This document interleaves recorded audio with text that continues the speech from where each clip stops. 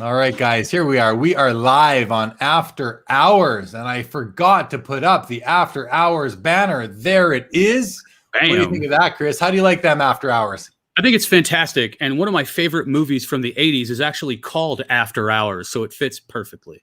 That's right on, man. Right on.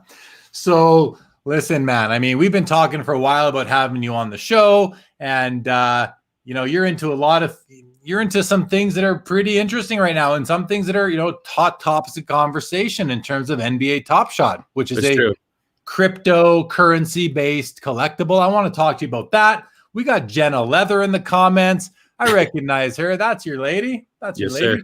Welcome to the show, Jenna. I'm sure you're not too far out of our line of sight here right now. We got Joe Perot says, to say Chris is the funniest content creator in the hobby undersells his true hobby knowledge when it becomes challenging, and I need both laughter and substance. He's the man. Thanks, Chris. Thank you.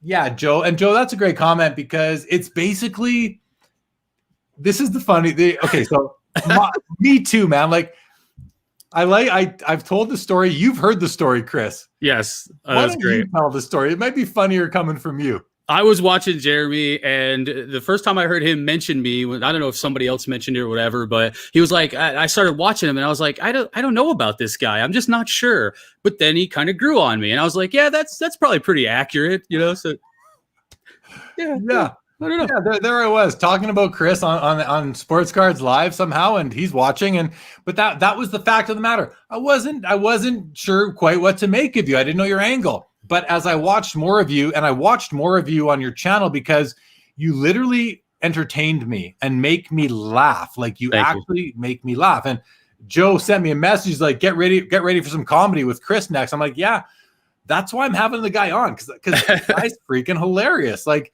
just your live streams, your videos, pew, pew, pew, pew, pew, pew. Like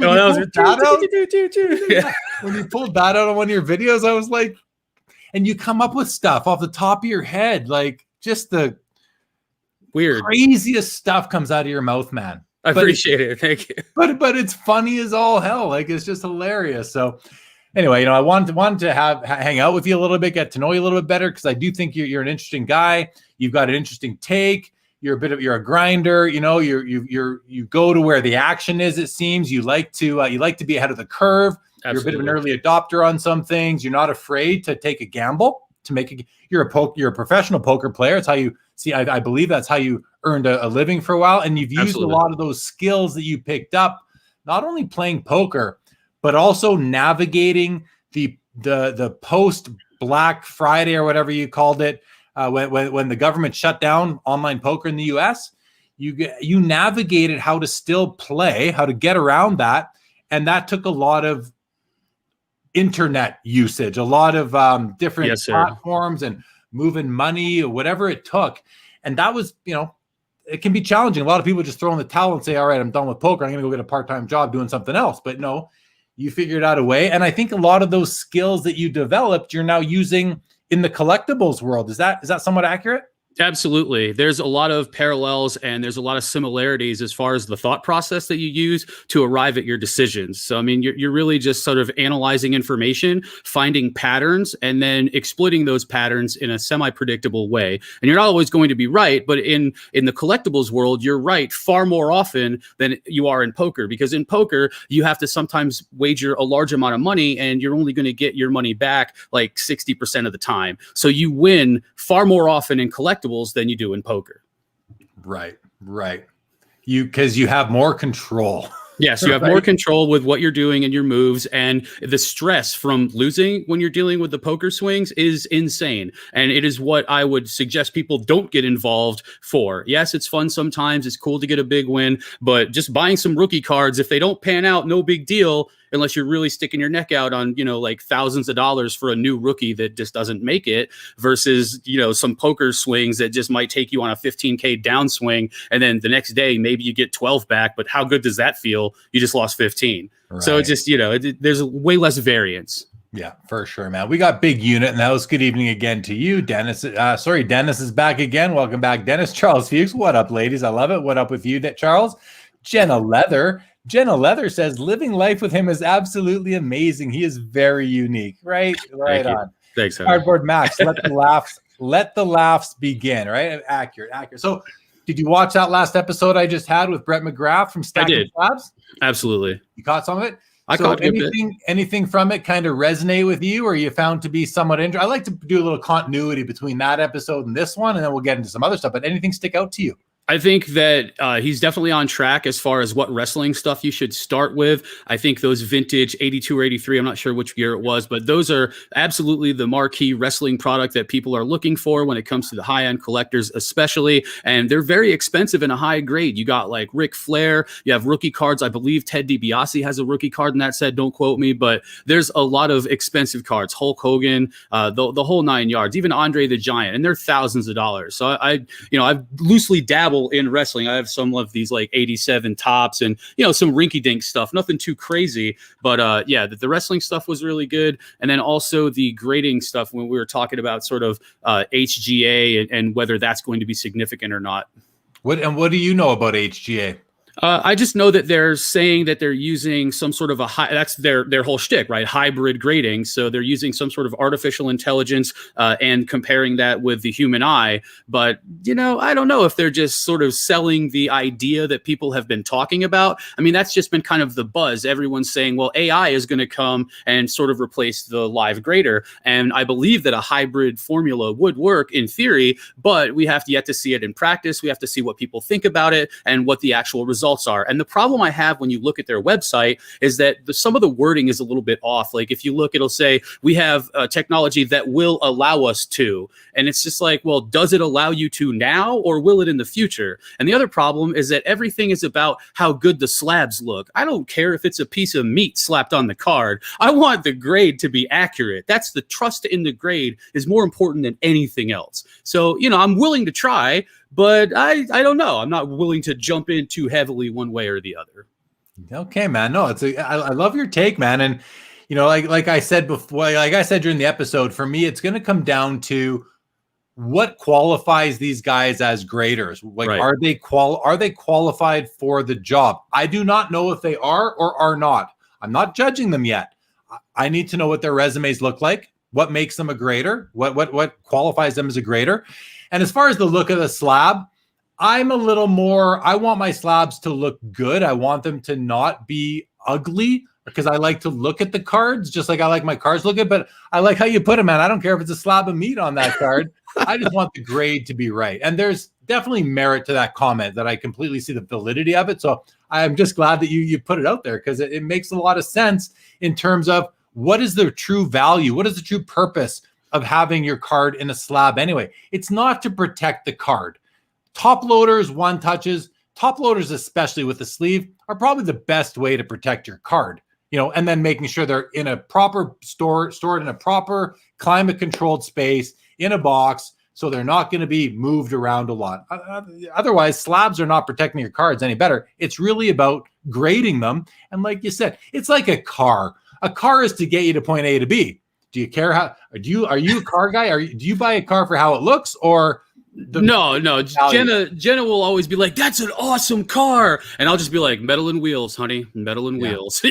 and that's consistent with your position on the slab too. So I'm glad to hear that consistency for sure. I just believe there's diminishing returns in the value, like let's say restaurants, you go to a restaurant and it's like, whoa, this is the cheapest Mexican food in the land. And you get like a burrito for $4 and it's amazing. There's only so much you can do with a tortilla, some cheese, a sour cream before you go to a casino and you spend like $20 on a burrito. Like maybe your lifestyle can afford $20 for a burrito, but why would you?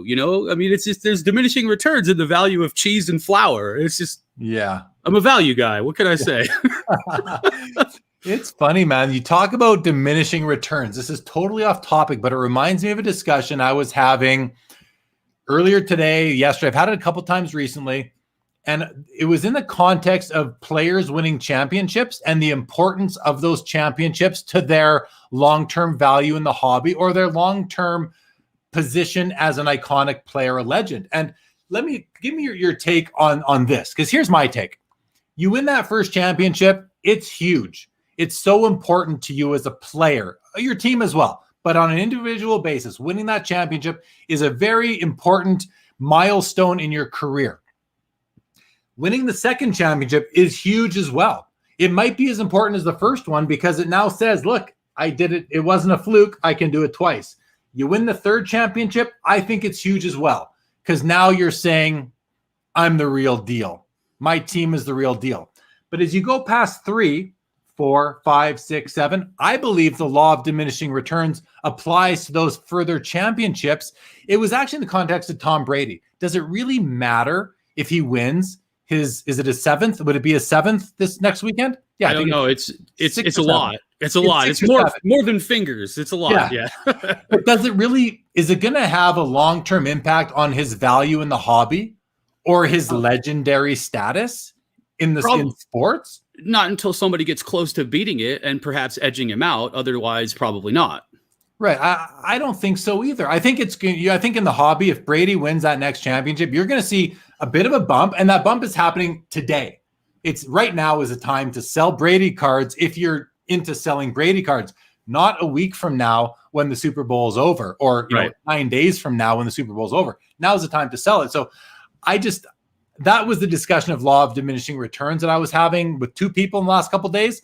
And it was really about, does it really matter if he wins another championship, Brady? And it will to some, it won't to many. At the end of the day, the guy's still like nothing he can do now, aside from going to jail for something really dumb, is going to hurt his cards or his status in the hobby. Right.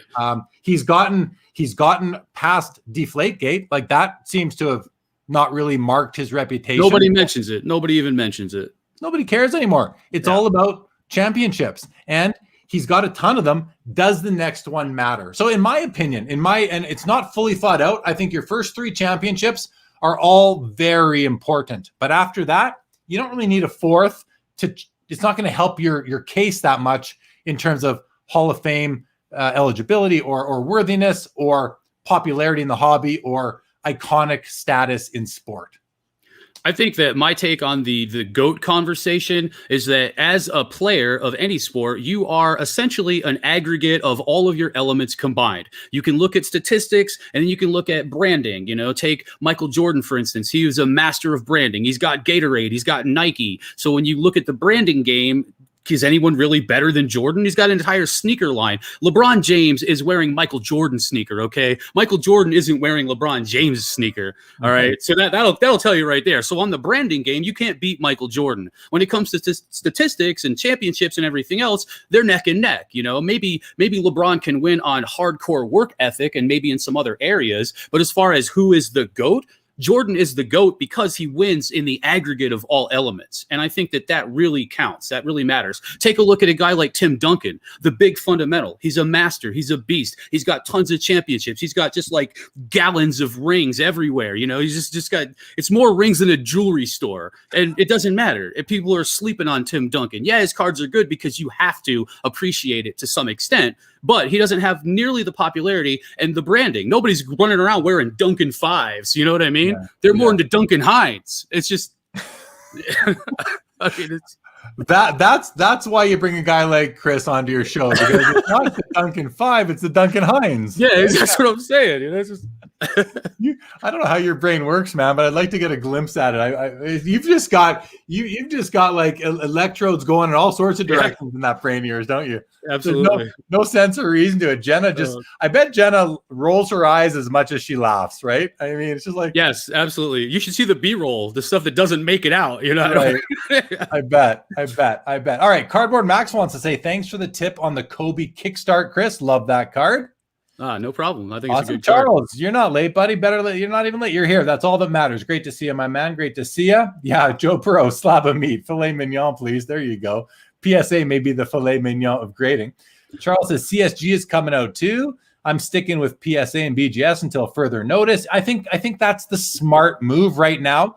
Until further notice is very important, though. The difference between CSG and any other grading company, aside from PSA and Beckett, is that they have experienced, qualified graders already on the roster, and I just don't know about HGA at this point. Yeah, part of the problem is that the way that a sports card grader gets more popularity is hype. Like, a player can create hype, but how does a sports grading company create hype? They have to have something that comes in and people go, whoa, and that's generally going to be from an auction ending at a really high price, because there's no real other way to hype, because people define the trust through the value of the cards. So you're going to have something change in the auction house area before we see the grade company actually get more attention. 100%, man. You nailed it right there. That's what the adoption has to start at the top, being right with those biggest sales. If that happens, same thing, similarly, you go to a big card show. If one of the major dealers has a few showcases filled with that company's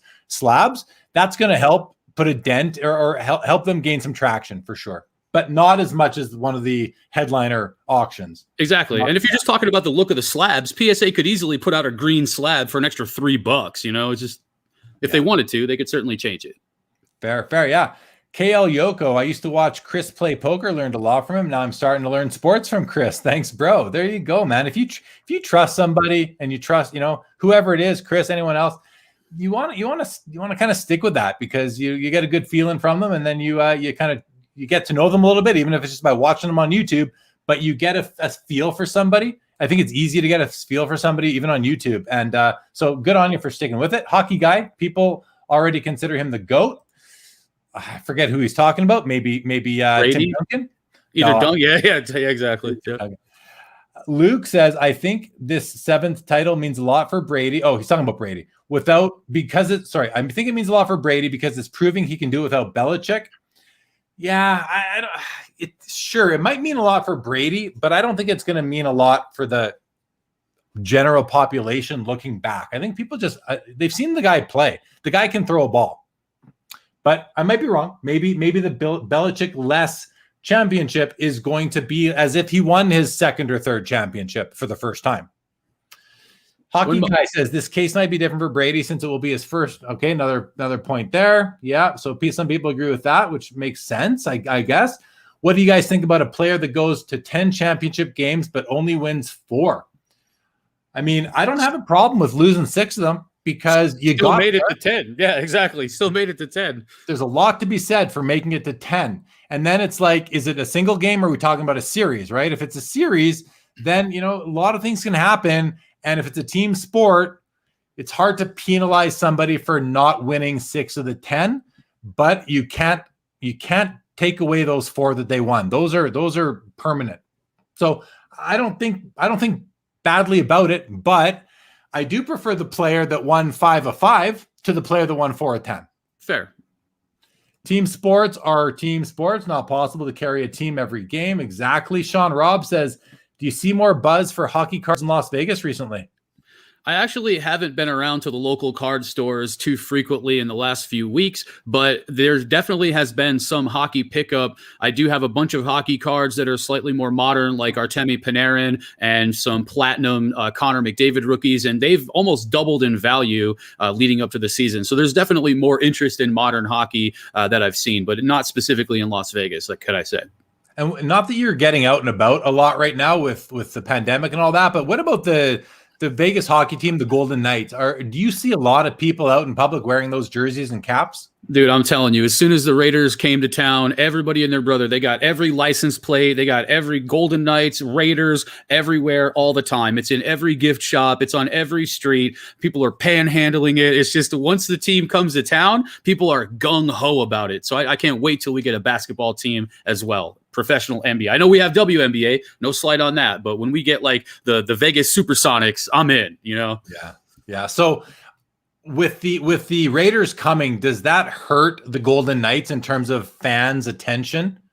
I don't think so. I think that the hockey games are fantastic. I think it's loud, it's exciting, it's fun. And whether you're here for the hockey specifically or not, I think it's just kind of people are going to go to whatever's there when they're there. And then, of course, you're going to have people who plan around it. Like if the Buccaneers are playing the Raiders at Raider Stadium, a lot of people are going to fly in to see Brady. Right. Yeah. But so it really kind of depends on who's there and then what your goal is when you're in Vegas. So I think it can go both ways. Hockey guy says Tim Duncan isn't popular because he has no personality. That's across all players without personalities in all sports. except for Sidney Crosby. Not much of a personality, but the guy gets a lot of love, and deservedly so. I think Fire and Jenna were laughing at the her roll in her eyes comment. Steve says, there is part of me that feels like it's card extortion. Give me your cards and I'll make them worth more. Talking about grading, right? Yeah, I mean, well, not necessarily. I mean, there might be sort of an air of arrogance on the part of somebody like PSA. We'll get to it when we get to it, and it's kind of annoying. But at the same time, they have a bit of that royalty available to them because the demand is so high. If you're not going to do it, somebody else will. It's the same reason McDonald's can pay minimum wage with no benefits, because if you're not going to do it, somebody else will. Yeah. Supply and demand. For sure. Yeah, you know, I've had a few thoughts on it. Like I'm an accountant by trade, CPA. And so I've audited financial statements before. And when you're auditing financial statements, you're providing a third party opinion on the validity of those statements, that they don't contain a material misstatement so as to not mislead investors. So again, it's a third party assessment, and it's important. Just like when you buy a house, you get an inspection done by a third-party inspector. When you're an investor, those financial statements have been reviewed or audited by a third-party firm of professional accountants. When you buy a very valuable sports card, it's likely been opined upon by a third-party grading company. So that's how I look at it.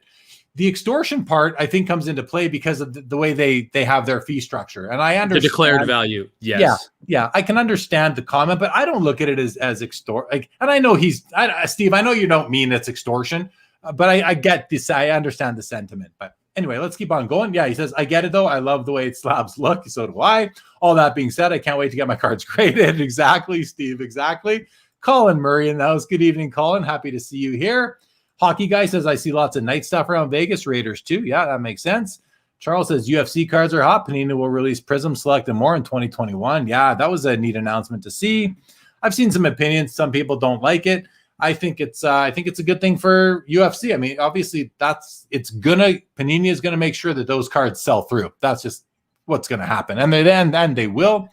Fire Sports Card says LeBron is 4 for 10 in championships series. Jordan is 6 for 6. LeBron will never eclipse Jordan, period. I mean, I agree. I agree with that. I don't think he will either. Jordan is the all-time GOAT in basketball. Jordan is the all-time GOAT in sports, in my opinion. And it's not just because of the on-court performance. It's everything about him as a historical figure now. He is a historical, iconic figure in society and culture. You know who else has a license for UFC? Not to bring it back. Dapper Labs. I'm sure we'll get to that shortly. We'll get to that. Franco Dub says, what do you do if you have a box breaking problem? Is there a hotline I can call? I'm buying into too many breaks and I can't stop.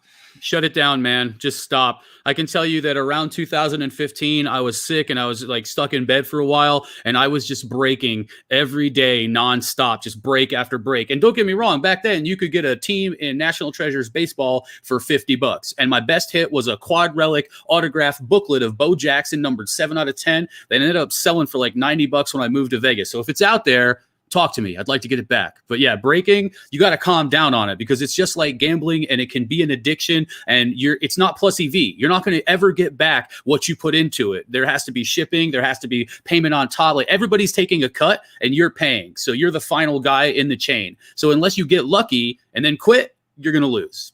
Yeah, I say so too. I don't know if there's a hotline, Franco, but you know, one thing you can try and do is, instead of buying to breaks, just buy singles on eBay or ComC or StarStock or any platform. Put your money. Become like a spear fisherman. Go for what you want, not what you might get. Because like Chris said very, very well, it's gambling. Breaking is gambling. And if you're a gambler, it could be a problem. So I think you're better off taking that $100, $200, buying a card. Wait for it to come in the mail. That's going to be exciting. The wait time is exciting. When you get that bubble mailer in the mail, you know, opening it is exciting. Then having the card is fun. It's just great to have. And then you can appreciate, and I think you'll feel better about it, because you'll know you made a wise financial decision versus gambling, straight up gambling. You'll be as lucky at the roulette wheel or the blackjack table, I'd have to think. Poker's different. There's skill in poker. Absolutely. And you can always balance it out. You could just put yourself at, all right, well, this is the money I'm allowing to this in general, and I'm going to do one break a week or one break every 2 weeks or whatever it is. You can figure out what works best for you, but allocating resources specifically versus just break will always do better for you. 100%. Hockey Guy says UFC stuff will be weird. Fighters are red hot until they lose. Yeah, it'll be a fun market to understand. Steve Sir says DeFranco, got to focus on trading what you've gotten so far. Yeah, that's trading can be a real pain, especially if you don't have much because you've got bad luck in the breaks. You might not have a lot to trade, in which case I just move forward and again focus, be more deliberate in what you're buying moving forward. Foul Fireball says championship or World Series champions. Yeah, it's World Series. That's all. Nobody cares about nobody cares about the American League and the National League championships outside of I don't know who. They're irrelevant. If they'd be relevant if those two leagues never squared off against each other in the World Series, then they'd be important. But the fact that they go to that next level and have the World Series, that's all that matters in the eyes of sports. No one cares about the league series. It happens in other sports too. There's the NFC and the AFC, and in the NHL, there's the East and the West. Nobody cares. The players don't even care about them. Never mind the fans. Those things are basically to dress up the stadiums and the arenas people play in. There's a flag up. We won that conference. Okay, where's the World Series? It's tradition is all it is at this point, right? Yeah, agree. Absolutely. Hockey Guy says, don't chase the high. It's that simple. Yep, good advice. I hope you take it, Franco. Seriously, hope you do. And you say down here you're down 15K in 8 months. I'd say stop the bleeding. Listen to us right now. Stop the bleeding. Don't enter another break at all. And if you're down 15K, you're about $2,000 a month. So it's, hopefully you're still paying the rent, paying the mortgage, whatever it is. But that's $2,000 a month. Had you been buying singles, you wouldn't be down 15 grand. You'd be up to about 60 right now if you were buying the right stuff. So don't let your past errors cause you to make future errors. Get your shit together. I don't like to swear on the show, but I think it's important to say that's perfect. Get your shit together, Franco. Like, seriously, it's like the tough love part. Get it together. Stop the bleeding. You don't have to stop the spending, especially if you can afford the money. Then if you can afford 15 grand, if it's a drop in the bucket for you, then have at her, have fun. But don't let it get to the point where you can't afford it anymore. And if you can't afford 15 grand in 8 months, stop the bleeding and start buying cards that are going to hold some value. Yeah, and just ask yourself, what is my goal? When I do a break, what do I want to end up with? Do I want the thrill of the gamble? If that's the case, then find some other way to figure it out. Roll a dice for what you're going to watch on TV that night. Sometimes you're going to lose, let me tell you what. And then figure out what your goal is. If the goal is to get a good card for less, value, whatever, then it goes up, then find something that you can invest in, a new player, a rookie, whatever it is, that has potential. And at the end of the day, Franco, I don't mean to sound like I hope no one takes this the wrong way, but you're only down 15 grand. And I say only deliberately because it could be a lot worse. Yeah, 15 grand. Worse. And it's worse. It's a lot worse for a lot of other people, I'm sure, that have gone down that breaking trajectory for a lot longer. So you can stop the bleeding and really make a better decisions moving forward for yourself, because it sounds like you want to stop it. So just find a way, man. Find a way and spend that money on something better. All right. Yeah. Luke says buying singles of your favorite players is the way to go for sure. And if you don't know who that is, maybe you don't have a favorite player, then just buy the smart players, buy the iconic legends. You can't go wrong that way. Hockey Guy says, I just bought some random cards the other day that made me happy. Some music hologram cards. Yeah, that's good too. Jenna says, if you have a problem, go cold turkey. Yeah, I'm a cold turkey believer as well. Good advice, Jenna. Mike says, right, but breakers bring out the singles because you can't find retail or afford hobby. You don't have to break. You can buy singles on eBay. Everyone wants to sell you their cards. Let me tell you what, if you can't find it on Twitter, you can find it on Instagram, Facebook. Breaking is not the way to do it. You can always find a way to get to the card that you want. You can camp eBay and find on one specific search. There's always a way to find a deal. Don't feel like you have to break to get stuff. Well said, man. Well said. Yeah. Joe says spear fisherman. Yeah, I used the term earlier. It might have come from Joe. We chat a lot. Cardboard Max says buy graded singles. Caesar says that breaking should be a luxury. Maybe you do it once every couple months if you still want that rush. Here's a great point from the big unit. He said sniping an eBay auction is just as exciting as a break, but with a guarantee of a hit. It depends how high you make your bid, right? You may not guarantee it, but even missing that auction can be a bit of a rush too. It happens. That's how I buy on eBay. So I think that's some really good advice. Colin says in hockey, they don't even touch the conference trophies. Exactly what I was thinking, Colin, when I said not only do they not care, they won't touch the damn thing. That's how much respect they have for the conference or the league trophies, So it ain't over till it's over. That's right. That's right. Behind the tanks is, I think, 1998 Washington Capitals cared when they paraded the Prince of Wales trophy around like they won the Stanley Cup. They might have cared, but everyone else laughed.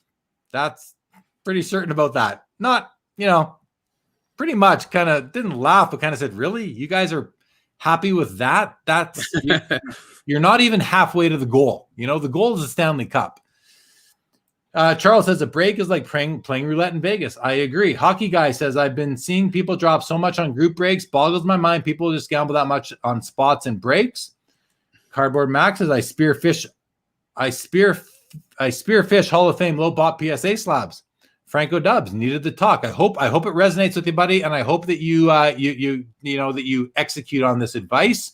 Come back and let us know. I'll be back on here next Saturday. Let us know. Chris is on regularly. Let us know. Keep us posted. We want to know. Okay, Good Matt. luck, my friend. Good luck.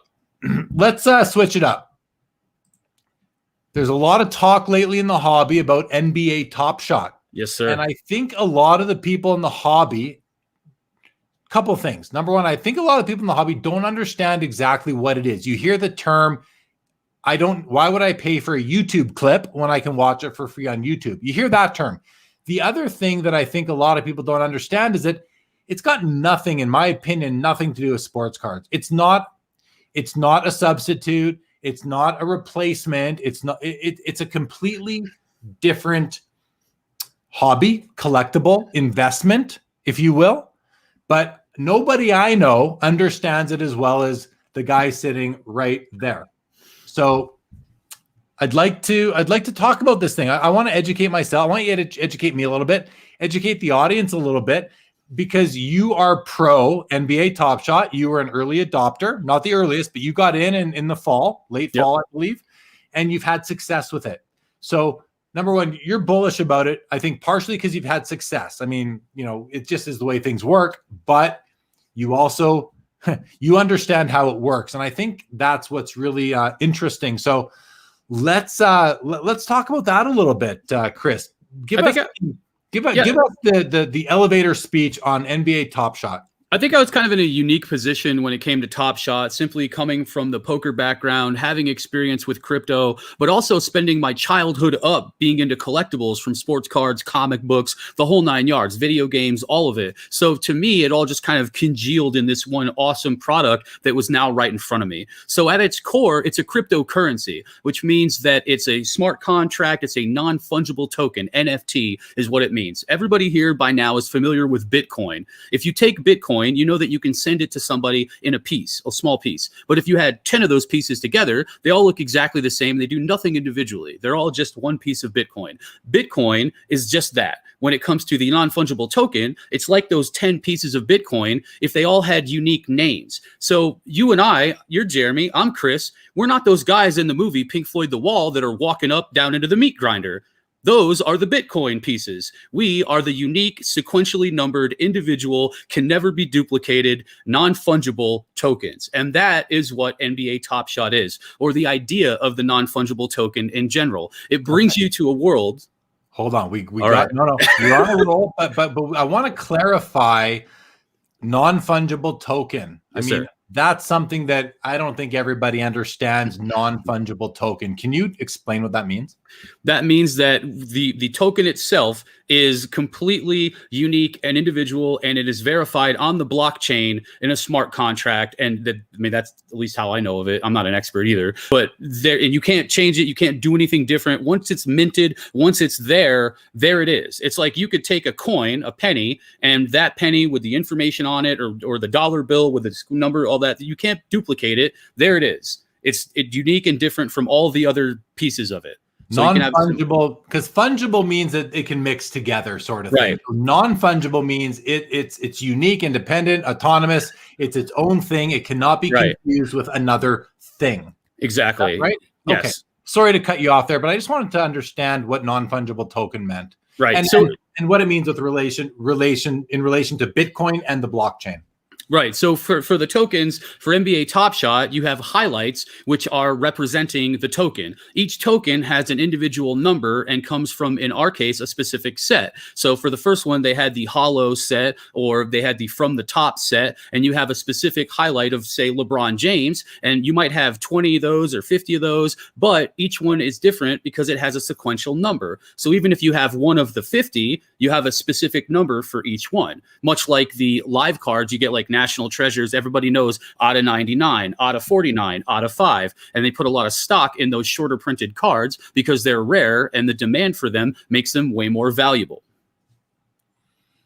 Okay. So it's not just a YouTube clip. What you're actually purchasing when you own an NBA TopShot moment, and we use moment to describe this non-fungible token. Is that right? Yes, sir.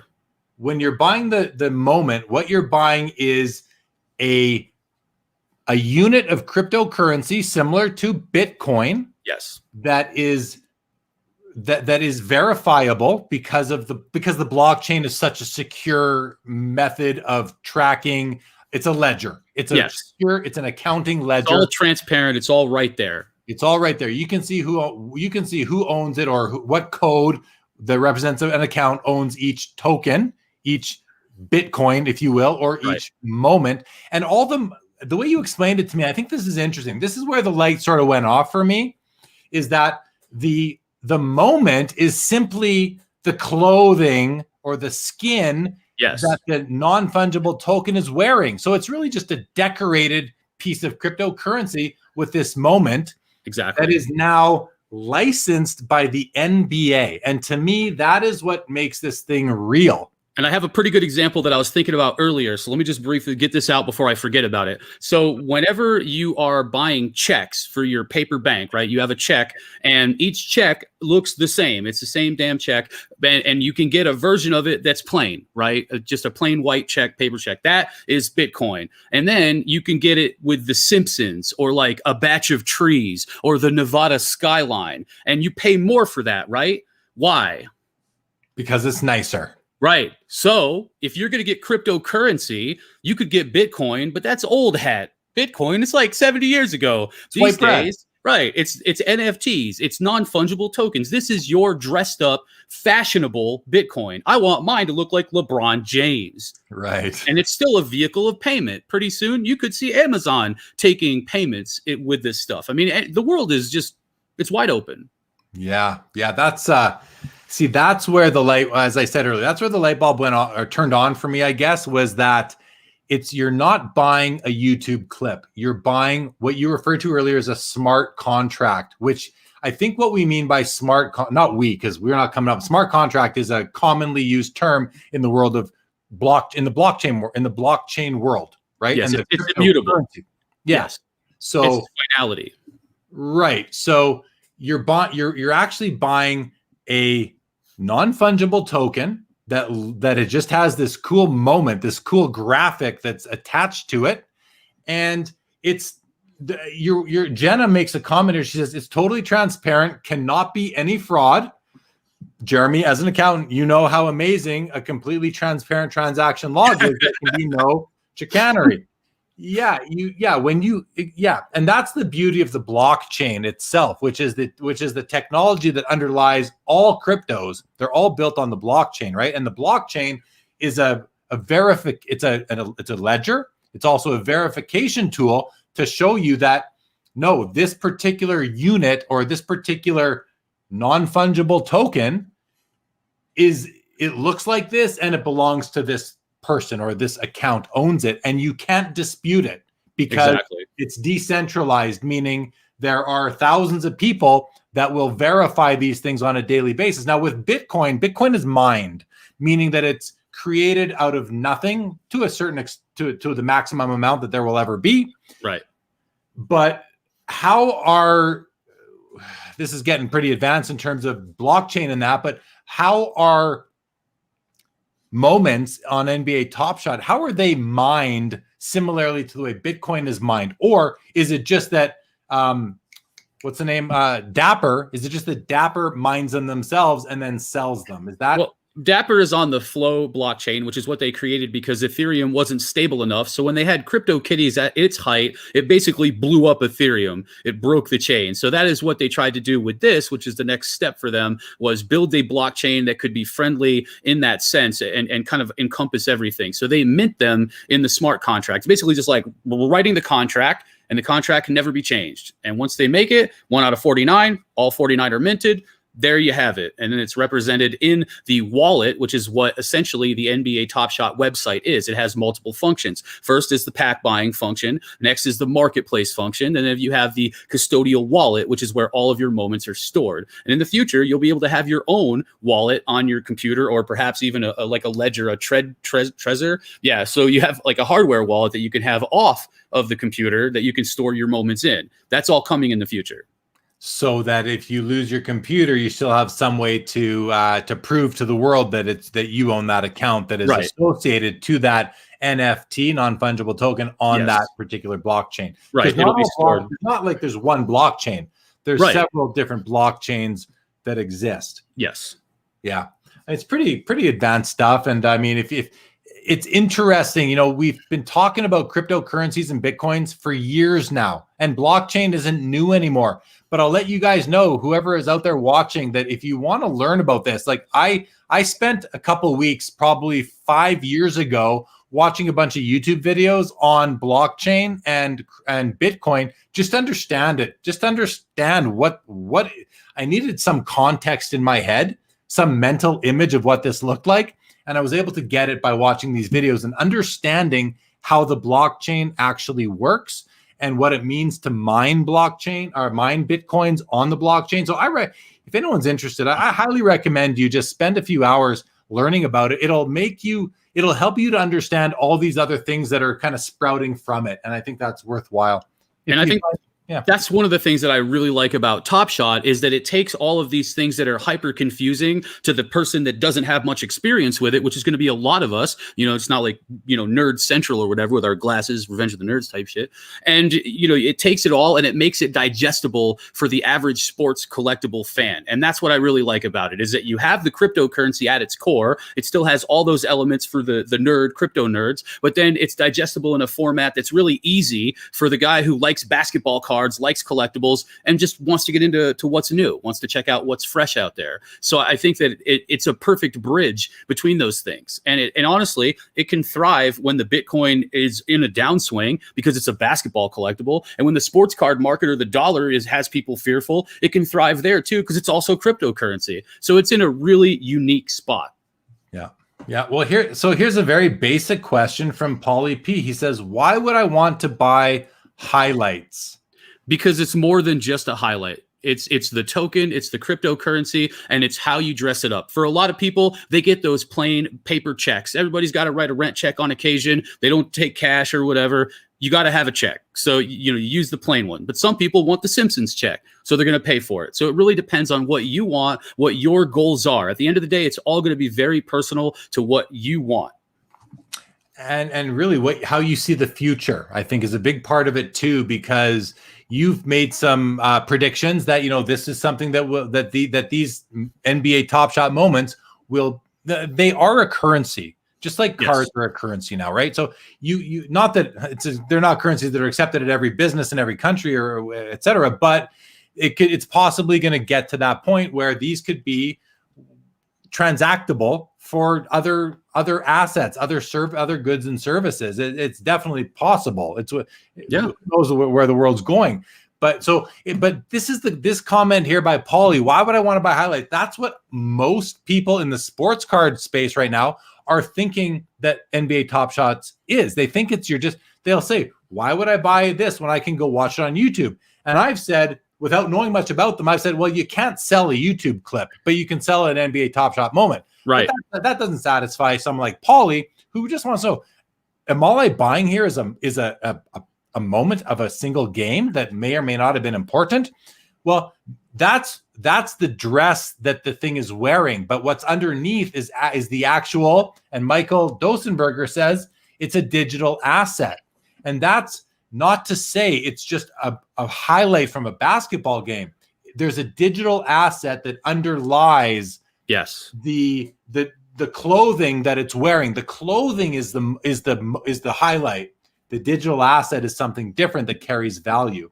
Yes, and there's other versions of it. There's art. There's other game pieces. That's the other thing. We didn't even talk about it, the utility that it has as a game piece. And whether that's going to be super relevant or not, I don't know. But there's a fantasy basketball game being built around it. They internally have a game called Hardcourt that's coming out based on it. So, again, it has even more function. And whether that's relevant or not, we'll see. But there's also things called CryptoPunks and the Crypto Kitties. And then there's the Garbage Pail Kids on a different blockchain. And then just all these NFTs are coming out. And if you look at Tops, where they're advertising the Garbage Pail Kids on their blockchain, it says digital trading cards are the future. Tops, the biggest maker of physical sports cards ever, is telling you in a video that the digital cards are the future on the blockchain. And they even referenced Crypto Kitties in the video.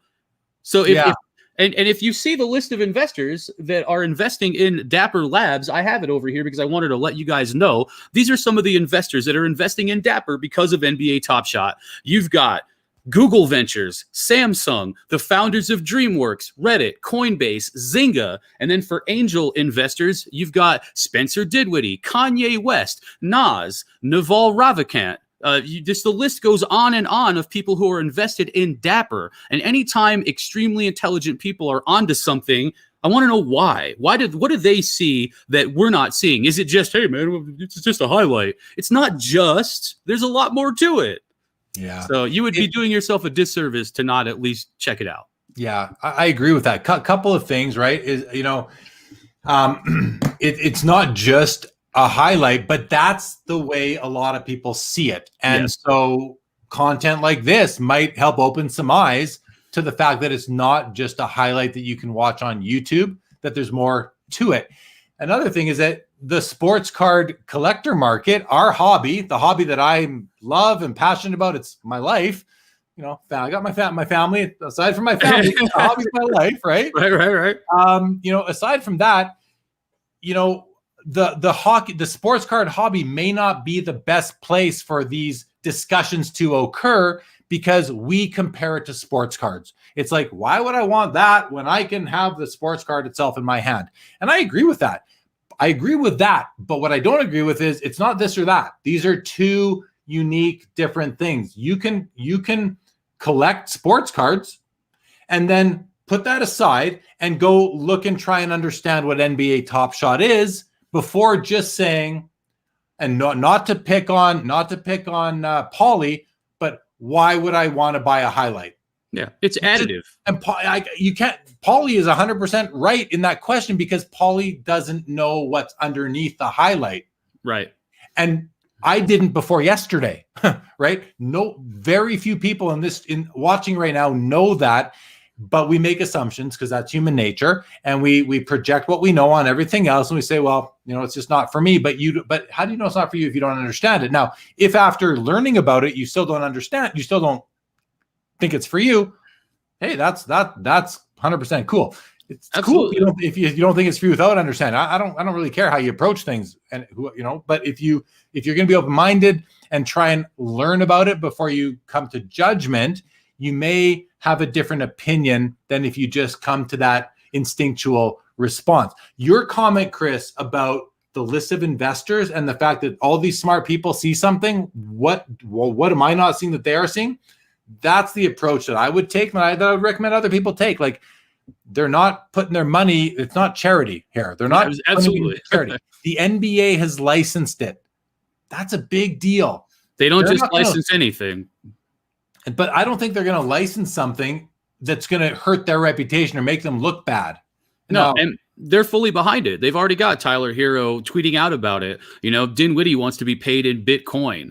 I mean, there's just so much to it. There's so many layers. And yeah, that's the most common response that you get. Why would I want to buy a YouTube highlight? But the same comparison could be made to, well, why do I want just a picture on a piece of cardboard? You know, and it just boils down to what's important to you. And I think that it can be additive. It's not something that's trying to replace sports cards. It just has a different function. It's a sports card you can take with you. You can take and trade with somebody. It's digital. It's free. It's instant. And it honestly, if you just look at it from a flipping perspective, which is not something that is the soul of what you're doing, but if you're interested in that, it solves so many issues. And even to compare it to something like StarStock, which is quite similar, or ComC, where you're buying a card that they hold and then you're flipping. Well, what if their site goes down, or what if their lab catches on fire? With this, you have it right here and it's yours. And it's the same process if you want that. You know what I mean? If that's the element you're looking for and you own it. So there's a lot of benefits to it. And it's not something you just want to dismiss as, oh, it's just a highlight. And honestly, are you really going to go and try to find that exact highlight for that exact game and dig through it? And I think that could be a benefit. So we're like, whoa,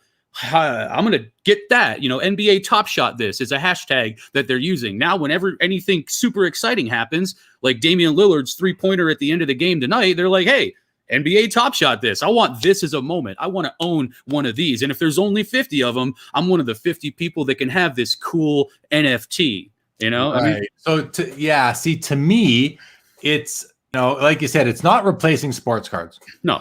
But the other thing is that if you're somebody who has been interested in Bitcoin, but didn't understand it enough or didn't see the attraction to it, but you're a sports fan, this is a way to get involved in cryptocurrency and have a collectible aspect to it as well. So, which brings me to, we're gonna come back to Joe's comment. I like Mr. LAGN says, so other than speculating, why would anyone like to collect TopShot? Who can be excited about collecting clips? Are you excited about watching games? Does anything interesting happen in the games? Then why not have the clips? I mean, they have showcases where you can put a bunch of showcase moments together, the same game. I mean, there's all kinds of ways that you can interact with it. But I mean, if you don't like watching the games, you know, you're not going to like the clips. Yeah. Good answer. Joe says, dude, I sort of get it. The Nevada skyline and the light bulb turned on. Yeah, but seriously, makes more sense now. Yeah, and that's why we're talking about it. Number one, we're talking about because I invited you on the show.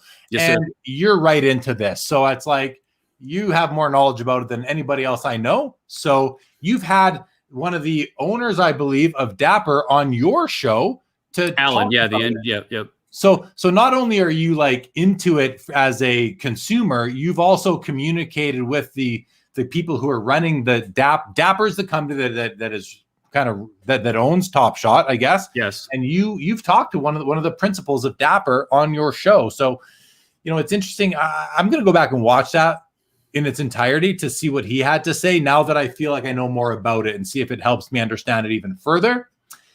Big Unit says, if an elite player like LeBron took a percentage of his salary in TopShot, like Bitcoin, it would send prices through the roof. Well, that's the thing is that even I forget which Bogdanovich it is, but one of those guys has already purchased his jersey moment of a legendary moment. So he actually bought his, and there are players that are into TopShot. And that's the other thing is that the NBA is going to be marketing it with the players. So they're going to probably have some sort of this is verified, you know, LeBron on the site, you know, maybe in the Discord. I don't know about that, but, you know, he's going to be using the site and buying moments as part of their promotion and marketing. I mean, it's all inevitable.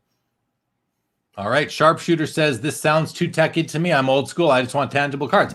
Completely fair. I feel that. Yeah, it's not going to be for everybody. If you're not, if it's too techy, who cares? But I don't like it when people slam it just because you don't understand it or it's too techy or it's not for you. But hey, I'm not, you know, people are going to be people.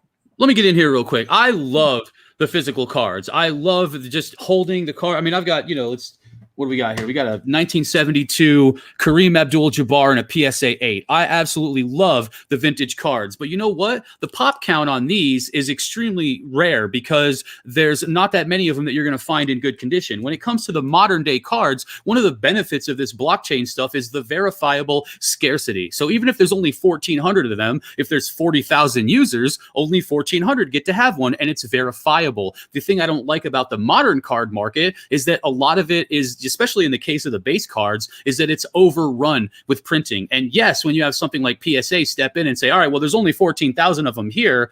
If the interest in that player starts to wane, that could be a really slippery slope that it turns into an avalanche. So I really like the verifiable scarcity. So as much as I love the physical cards, I'm really drawn to the vintage stuff, and I'm really drawn to the shorter printed stuff. I was looking on eBay at a National Treasures Kobe Bryant. It was number 24. It was like 6K or something, but it was his jersey number. It was like from his last game. It was game used. And that to me is more interesting going forward than just a modern, Zion Prism base that there's 28,000 in the pop count of. Yeah.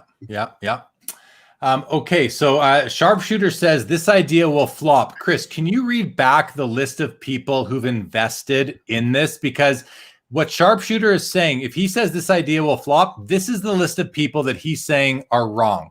Yeah, I mean, we're looking at Spencer Dinwiddie, Kanye West, Nas, Naval Ravikant. I don't know if you guys ever check out his Twitter, but that guy is a genius. Listening to him with Tim Ferriss, his interviews, amazing. Then you've got Google Ventures, Samsung, the founders of DreamWorks, Reddit, Coinbase, Zynga, AngelList. Hello, McFly. So something's happening here.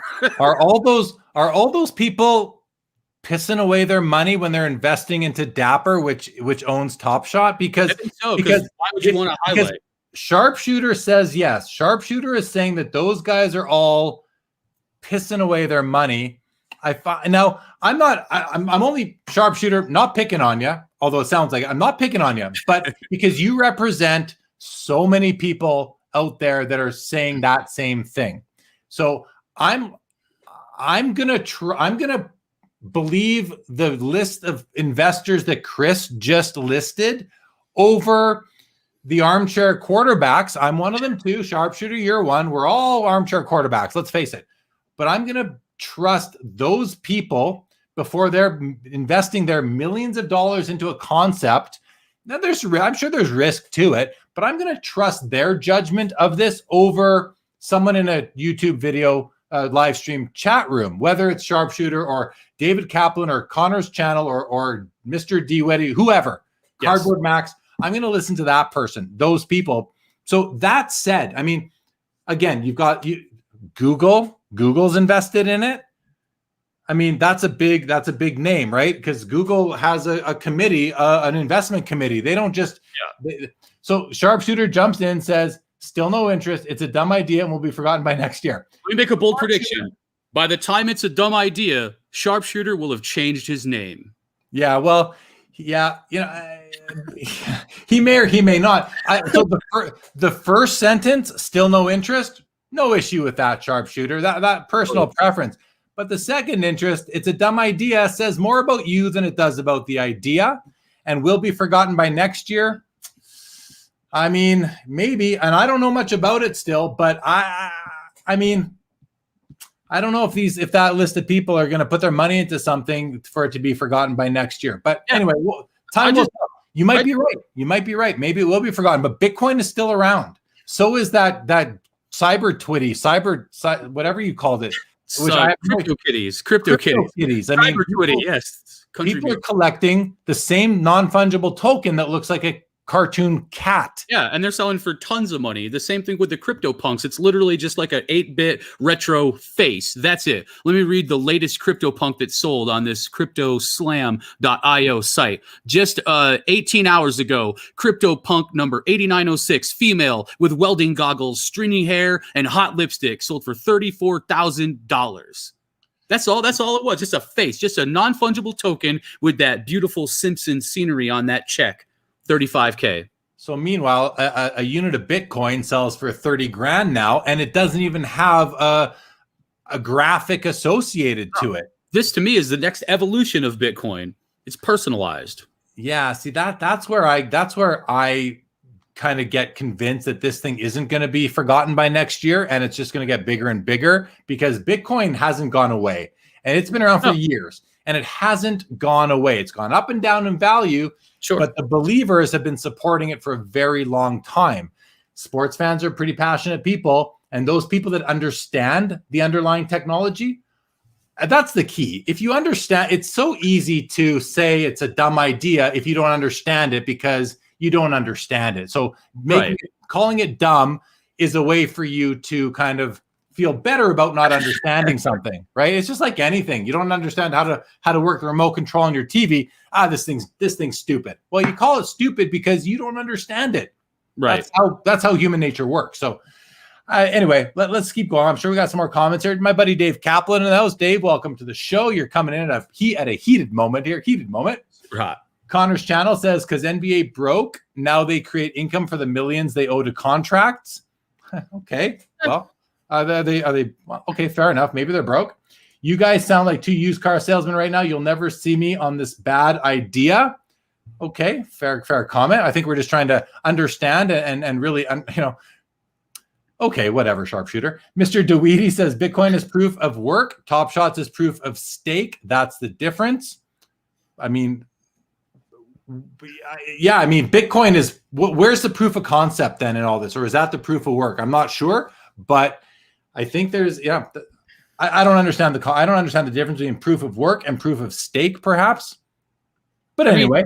It's such a polarizing concept. Anybody who you ask about this or anyone that you talk with about this, they either have some familiarity with some elements of it and they're like, cool, I'm going to check this out. That makes a lot of sense to me. Or they vehemently hate it. They're like, this is horrible. This is terrible. It'll never work. No one's ever like, I don't know. You know what I mean?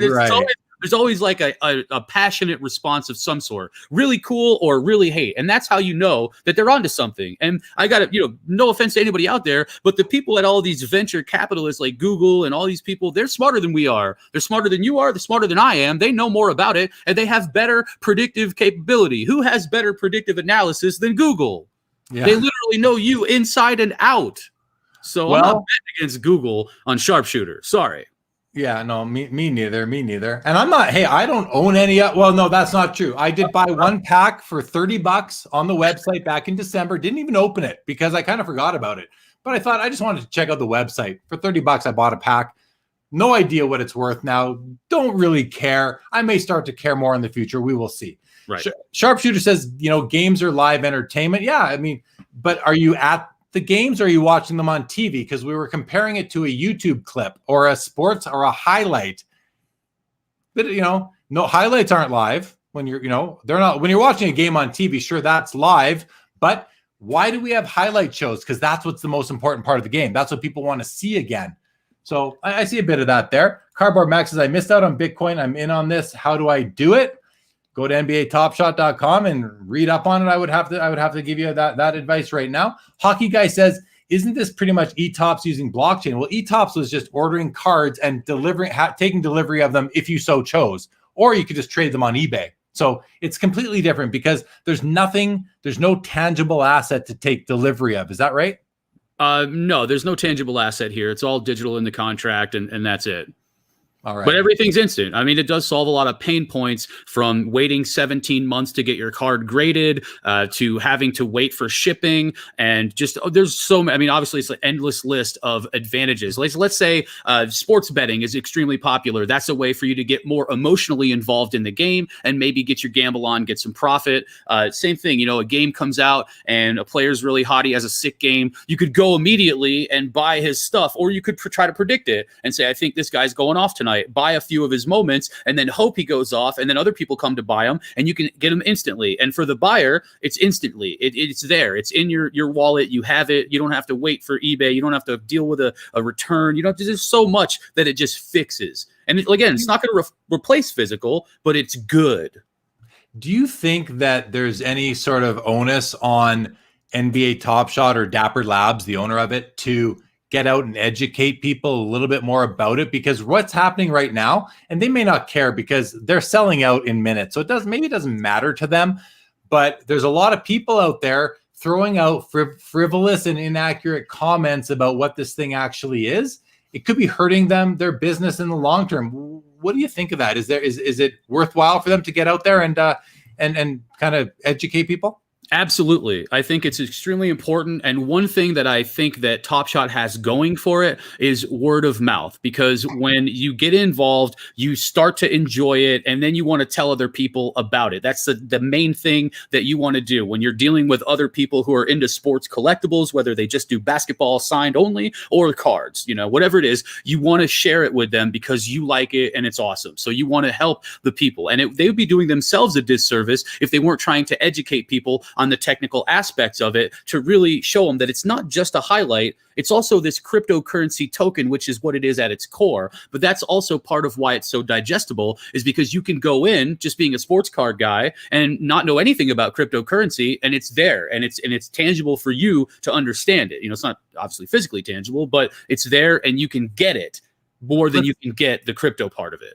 All right, let's answer Michael's question. Is any information on other leagues licensing, NHL, NFL, MLB? Have you heard anything there? All I can say is that Katie was on Fox News in New York, which is one of the people behind in Dapper, and she said that they have not talked to a league yet that wasn't interested. Take that as whatever you'll take it as, but to me, I would say we're going to see more of this product, and they already have the UFC license. Okay. So Mr. LAGN says Project 2020 was supposed to be the future last year. I don't think it was. But I'll tell you what Project 2020 ended up being was a flood, and there was too much. The diminishing returns was there in a hardcore stance because there was too many of them. There's only so many Ricky Hendersons that I can buy. There's only so many Don Mattingleys, and the print runs got to be crazy, like Ken Griffey Jr. They'll print as many as you'll buy, whereas exactly with the non-fungible token or the sports card, there's a certain amount printed and that's it, or the traditional sports card. But the direct-to-consumer, I mean, Mr. LAGN, Project 2020 was supposed to be the future. I didn't know that. That's news to me. I mean, it's just a single set of cards that had 400 cards in it. That's all it was a brand. That's it. It was a release, and it didn't flop. Actually, it was very successful. Absolutely, it sold a ton. And these artists are continuing to make. What I think why you think it flopped was because there was a run up in April, May, June, or May and June, and then the values tanked.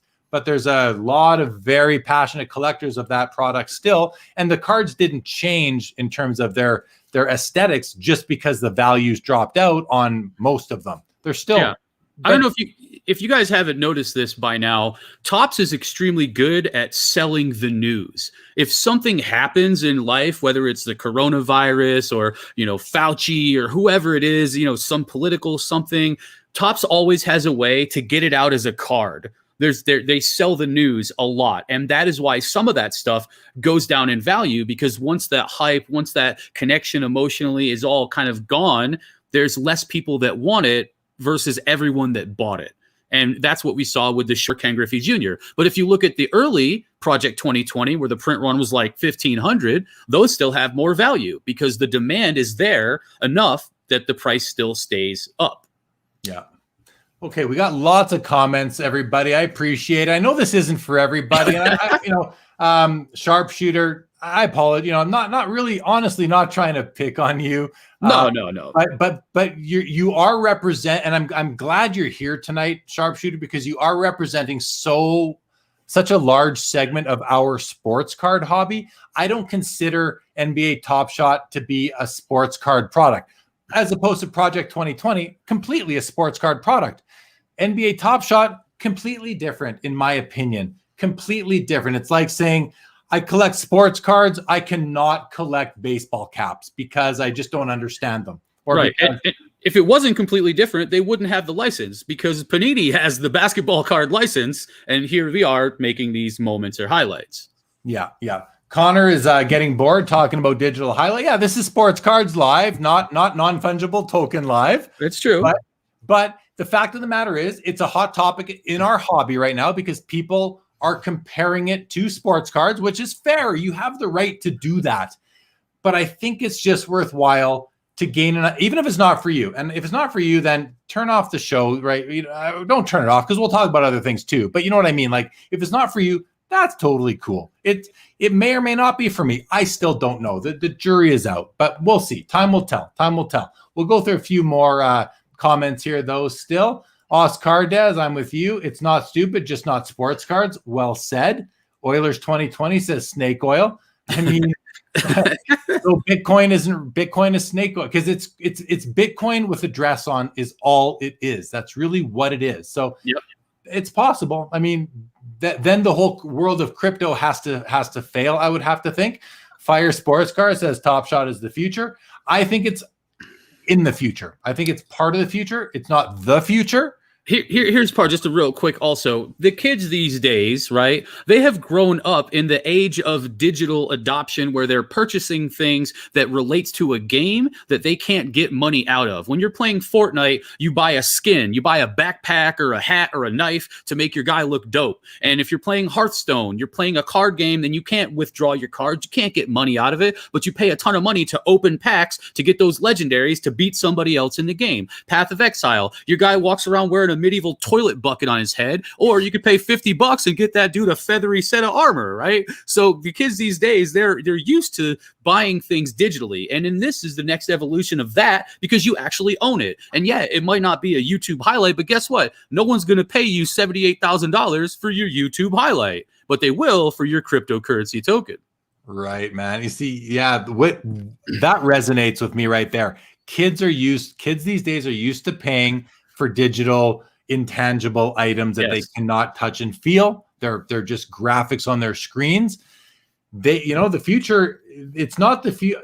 I think we'll always like sports cards. The hobby hopefully will always exist for the tangible sports cards, but I can see there being a segment of kids who they're more into their cryptocurrency, whether it's TopShot or something else, digital cats or cyberpunks, whatever it is. Jordan Hudson, damn y'all, some haters. Y'all don't like these guys' takes. Y'all ain't got to watch it. Get off these guys' nuts, guys. Jordan out here spreading truth. Thanks, Jordan. Kickdown says sharpshooter still develops his pictures and reads a newspaper. Nothing wrong with that. Yeah, and it's not sharpshooter. Again, let's not pick on sharpshooter. But again, it's good that we have that angle because that angle exists, and it's probably the bigger of the two parties in terms of people for it, against it, believing in it, not believing it, whatever it is. Caesar says some people don't like change in the hobby, which is fine. I'm going to say, to me, this isn't change in the hobby. It's a different hobby. Here's sports card hobby in this cube here. Over here, cryptocurrency and NBA TopShot. Over here, people who go fishing, the fishing hobby. And over here is people who knit, right? And there was definitely some similarities with online poker and how the old guard sort of approached that. So with online poker, you can get 300 hands an hour playing 4 tables, right? So if you have an edge in the game, you're going to get to it faster than if you're playing live poker, where you might just get 25 hands every hour. So when you started to play online, you got really, really crazy amounts of hands in. And even to this day, online poker is very popular. Live poker has also been very popular, but you get the old guard who say those damn internet kids. So no matter what happens with TopShot, failure, success, you're always going to have a sect of the sports card guys who are just, I don't, and that's cool. That's totally up to you. It's all very personal. Yeah, for sure. Behind the Tang, I like this. Let's be honest, 99% of people think collecting cardboard is stupid. I think that number 99 is coming down now, finally, but I hear what you're saying. Mr. LAGN says, if the moments were under $1, would there be any interest? Well, I mean, I think there would be. Because I'm thinking back to Bitcoin. When Bitcoin was under $1, there was less interest, but people were still mining it. They were still producing it and holding it. So actually, I think there would be less interest, but I think that the people that were interested will be rich because they were interested. In October, there were moments that were going for $2 or $3, and I bought a bunch of them, and I've sold some of them for $300 just 3 months later. So as the demand goes up, then so will the price. Hockey Guy says, I'm pretty meh on this. I get it, just don't get the hype. Tons of crypto already exists, another entry in an already crowded market. That I get the comment, but maybe not. If crypto is the future, a big part of the future, then it's just going to get bigger and bigger. And now is going to be a very early time. So people pay double for Simpsons checks, man. That's all I'll say. But just like anything, the cream will rise to the top, and the best cryptos will last, and the other ones will fade away. Just like everything, just like most other things in business like and the world. Just like specific sets in sports cards. You have Prism at the top, everything else in between. There was a day when Prism was not at the top. Select was the best in 2015. Yeah, there's sets that they don't do because they're not popular enough. Right. And then that's called Chronicles. Tiger Jordan said it would be cool if my trading cards played a digital highlight rather than just being a static image. That's happened. They used to. It's called Sportflix, man. This is just an upgraded Sportflix. Yeah. Oscarda, once people start making profit from TopShot, they will move on to the next flavor of the month. I don't think that's the case. All right. Mike Zier, I hear you, fellas. I truly do, but you need to be open-minded too. Coke thought it was a good idea to change their taste. I tried it. It sucked. I don't, sorry, Mike. I don't understand the similarity there. I don't understand the analogy, but let me know because I'm curious what you mean. It sounded like he was for, and then it sounded like he was against. I'm not sure what he's saying there. Hockey Guy says theory is Coke did that so they could switch to corn syrup from sugar. Okay. Gross. There is no sound on these highlight clips. Is there sound? There currently is not sound other than Tyler Hero talking about some of his strategy, but they do plan on trying to incorporate sound in the future and also being able to have it digitally signed by one of the NBA players, verifiably signed, having your moment like in gold or whatever it ends up being. That would be awesome. How about Sharpshooter's comment here? He says he can go out and purchase goods and services with Bitcoin. Can he do that with highlights, or will he, and my question is, the real question here is, will that ever happen? It's possible, just like we're saying that this is just a dressed up version of Bitcoin. If that is the case and people start to use this a bunch, I don't see why Amazon couldn't take it. They could have a ticker in the back and we're going to pay you X for this moment. This LeBron James gets you $800 in credit. And then they just issue you Amazon credit. Just like when you buy a gift card for somebody, it's the same shit. Why would you get somebody a gift card to a specific restaurant when you just hand them cash? But still, gift cards make a ton of money. So it's just, at the end of the day, it's personalization. How about this comment from Charles? He says, Dapper doesn't want to educate average Joes. They held most of the tokens for their rich investors. Is there any truth to this, Chris, or do you know anything about this? I wouldn't say that necessarily. They have what I know in the background that they have not released yet that are going to be for auctions. They have one of ones, and they have out of three, and they are called Platinum and Genesis. And Alan talked about this in the interview that we did, and he even showed some of them, and they look badass. But these are going to be extremely high value either way, and it's pretty common in general for companies to have a little bit of a taste for the people who are involved at the back end. That's how it works in even with a Bitcoin or whatever new coin is coming out. They often have, you can buy this in the beginning. If you're there, then you get a taste, and the other people don't. So it's not about not wanting to educate average Joes. In fact, that's what they would want to educate the average Joe, because that would lead to a higher conversion rate of adoption. It's basically like the president's list on each and every IPO that's really ever happened. There's always going to be people that are in line before the common person. So yes, absolutely. I think that's what you're saying. And it's not in this case, it's Kanye and Google in this case. I mean, sorry, I can't get in front of those guys. Yeah. Okay. I'm going to run by a bunch of these here. Kickdown says Project 2020 was a huge success. It flopped only as an investment in most cases. But yeah, it was definitely a success for Tops and a lot of the collectors. Connor's channel says, I love selling pieces of cardboard. Nothing beats it. I'm with you, Connors. I am with you on that. Cardboard Max says TopShot is taking off. That's what I understand. It is taking off. Hockey Guy, how was 2020 a flop? They made bank. Secondary market is its own thing. Correct. Jenna says, Chris isn't here to convince you guys to jump on board. The site is already overloaded with people. So if you aren't interested, that's fine. Yeah, I mean, that let's be clear about that with the audience tonight. And I know it's not that we're trying to say anything different, but we're not. I have no interest in TopShot. I'm interested in it. I have no vested interest in it. I have no financial ties to it.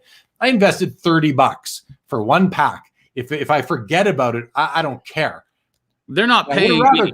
I'd rather get my $30. It's good, buy myself a nice lunch one day. Your pack's probably worth a few thousand at this point, honestly. Well, then I care. Yeah, but honestly, yeah, just to be clear, no one's paying me. This is not a paid advertisement. I'm simply passionate about it because I understand it, being in the unique position that I'm in from all these different other things that I've been into. So if it resonates with somebody, awesome. If you're against it and you don't like it, you don't want to try it, then don't try it. I wouldn't complain about it. I wouldn't, think less of you as a person. Like, you didn't try it. But I can tell you this. All the people who have been skeptical, who have tried it, there's a very high success rate of people enjoying it. So at least maybe give it a chance. Yeah, I don't think you'll convince too many people with that, but No. maybe Hey, one or two. You never know. Caesar's here for the Top Shot talk. Jenna is as well. Connor, how does this have anything to do with cardboard? I mean, trading cards. Yeah, exactly. It doesn't really, except that it's a topic of conversation. it's just a new sports collectible. That's it. Jenna came to admire the Solani gear on the wall. Thank you, Jenna. Oh, don't get her started, man. Jared Cheese Gaming says, when is the InvestiCard giveaway? You missed it. We did it at the end of the last episode, and the winner was J-Rod won the card, Jared Cheese. I'm sorry if you missed that. David says, where is the game for Top Shots? What's the usability? Can you answer that really quick, Chris? The game is currently internal. It's in some sort of an alpha, and there's another game called Swish, the fantasy basketball game that's currently being developed as well that you can play, but is, again, in an alpha state at this point. So the games are out there, and you would be surprised at how many people already have podcasts, and they're building games, and they're building websites. I mean, people are building around Top Shot because it's all transparent on the blockchain. Take a product like OpenOffice. It's open software. Anyone can monkey around with it, but they're not going to change its core. And that is similar to Top Shot. So there's a lot that people are building around it. Okay, couple more questions coming your way, Chris. Ben Carlo says the biggest difference is that this has to do with buying the things for your video games. He says the biggest difference that you're paying for these things to digitally enhance your video game experience, which I completely understand. You're getting that rush. It's just like moving to the $5 slots from the penny slots. You're enhancing your experience because there's more risk. Sure. You are essentially agreeing that there is value in changing your experience for the cost of what you're paying. And you could say the same thing. You are exchanging the cost for the moments for the value that other people perceive them to have and the enjoyment that you get out of the moments themselves. So if you're into strictly physical cards, you have no interest in the moments, there's going to be less value there for you. If you're into strictly flipping and you see the monetary, I'm going to take this profit and bounce and then I'm out, then that could be what is attractive to you. But anytime you have two people agree on the value of something, there can be an exchange. Yes, that is correct. He goes on to say, what does Top Shot enhance exactly? I think you and genuine question, which I figured it was from you, Ben. And I think you pretty much addressed that already, Chris. Great videos, by the way, Ben. Yeah, agree. Great production quality. Absolutely. Might want to hire you for some production services, Ben. David says it's not crypto, it's non-fungible tokens, which is, it's crypto. Because, and it's not, I think what he means when he says it's not crypto, because you can't exchange it for goods and services at this point in time. But once you can, then I think it would have to be considered a cryptocurrency, would it not? I would tell you that you could find plenty of people who will give you Bitcoin or US dollars for your moments. Right. Here you go, Oscar Dad. I agree with this comment a lot. I think Top Shot should do a tangible card to go along with a highlight clip. Yeah, I mean, I agree with that. That would be, but that would then cause me to not be able to say that this is a different hobby. It's a different collectible, right? You can collect vinyl, you can collect Olympic pins, you can collect sports cards, you can collect moments. But as soon as you attach a card to it, it's like starting lineup figures, right? They put the card in there. All of a sudden, the card guys got involved, not just the figurine collector. So, yeah, interesting. But I'm with you there. I think that would be a good idea, but need to think it more. And Topps has done it. I think Panini has done their blockchain with the actual card that you get with it. And they're generally one of ones and they go for like 60 or 70K. Because once I started getting into Top Shot, I was also looking into the Panini blockchain stuff because I thought that there might be some underpriced stuff there. Since people are so resistant to the idea, I think that maybe they were sleeping on some of that. So I was checking it out. But yeah, I'm not sure. Like, I guess it could maybe happen sometimes, but I'm not too sold on it, needing a tangible card to go with it. Like you said, I think it stands alone. And I don't think they're going after the card collector. There are, like I said, they're selling out. Their drops are selling out. Like you can't even buy. I tried to buy a pack on one. I got shut out. I couldn't. I wasn't able to. And it's too bad because that pack that I was about to buy for what was it, $200? They're now selling for like 10 times that. So yeah.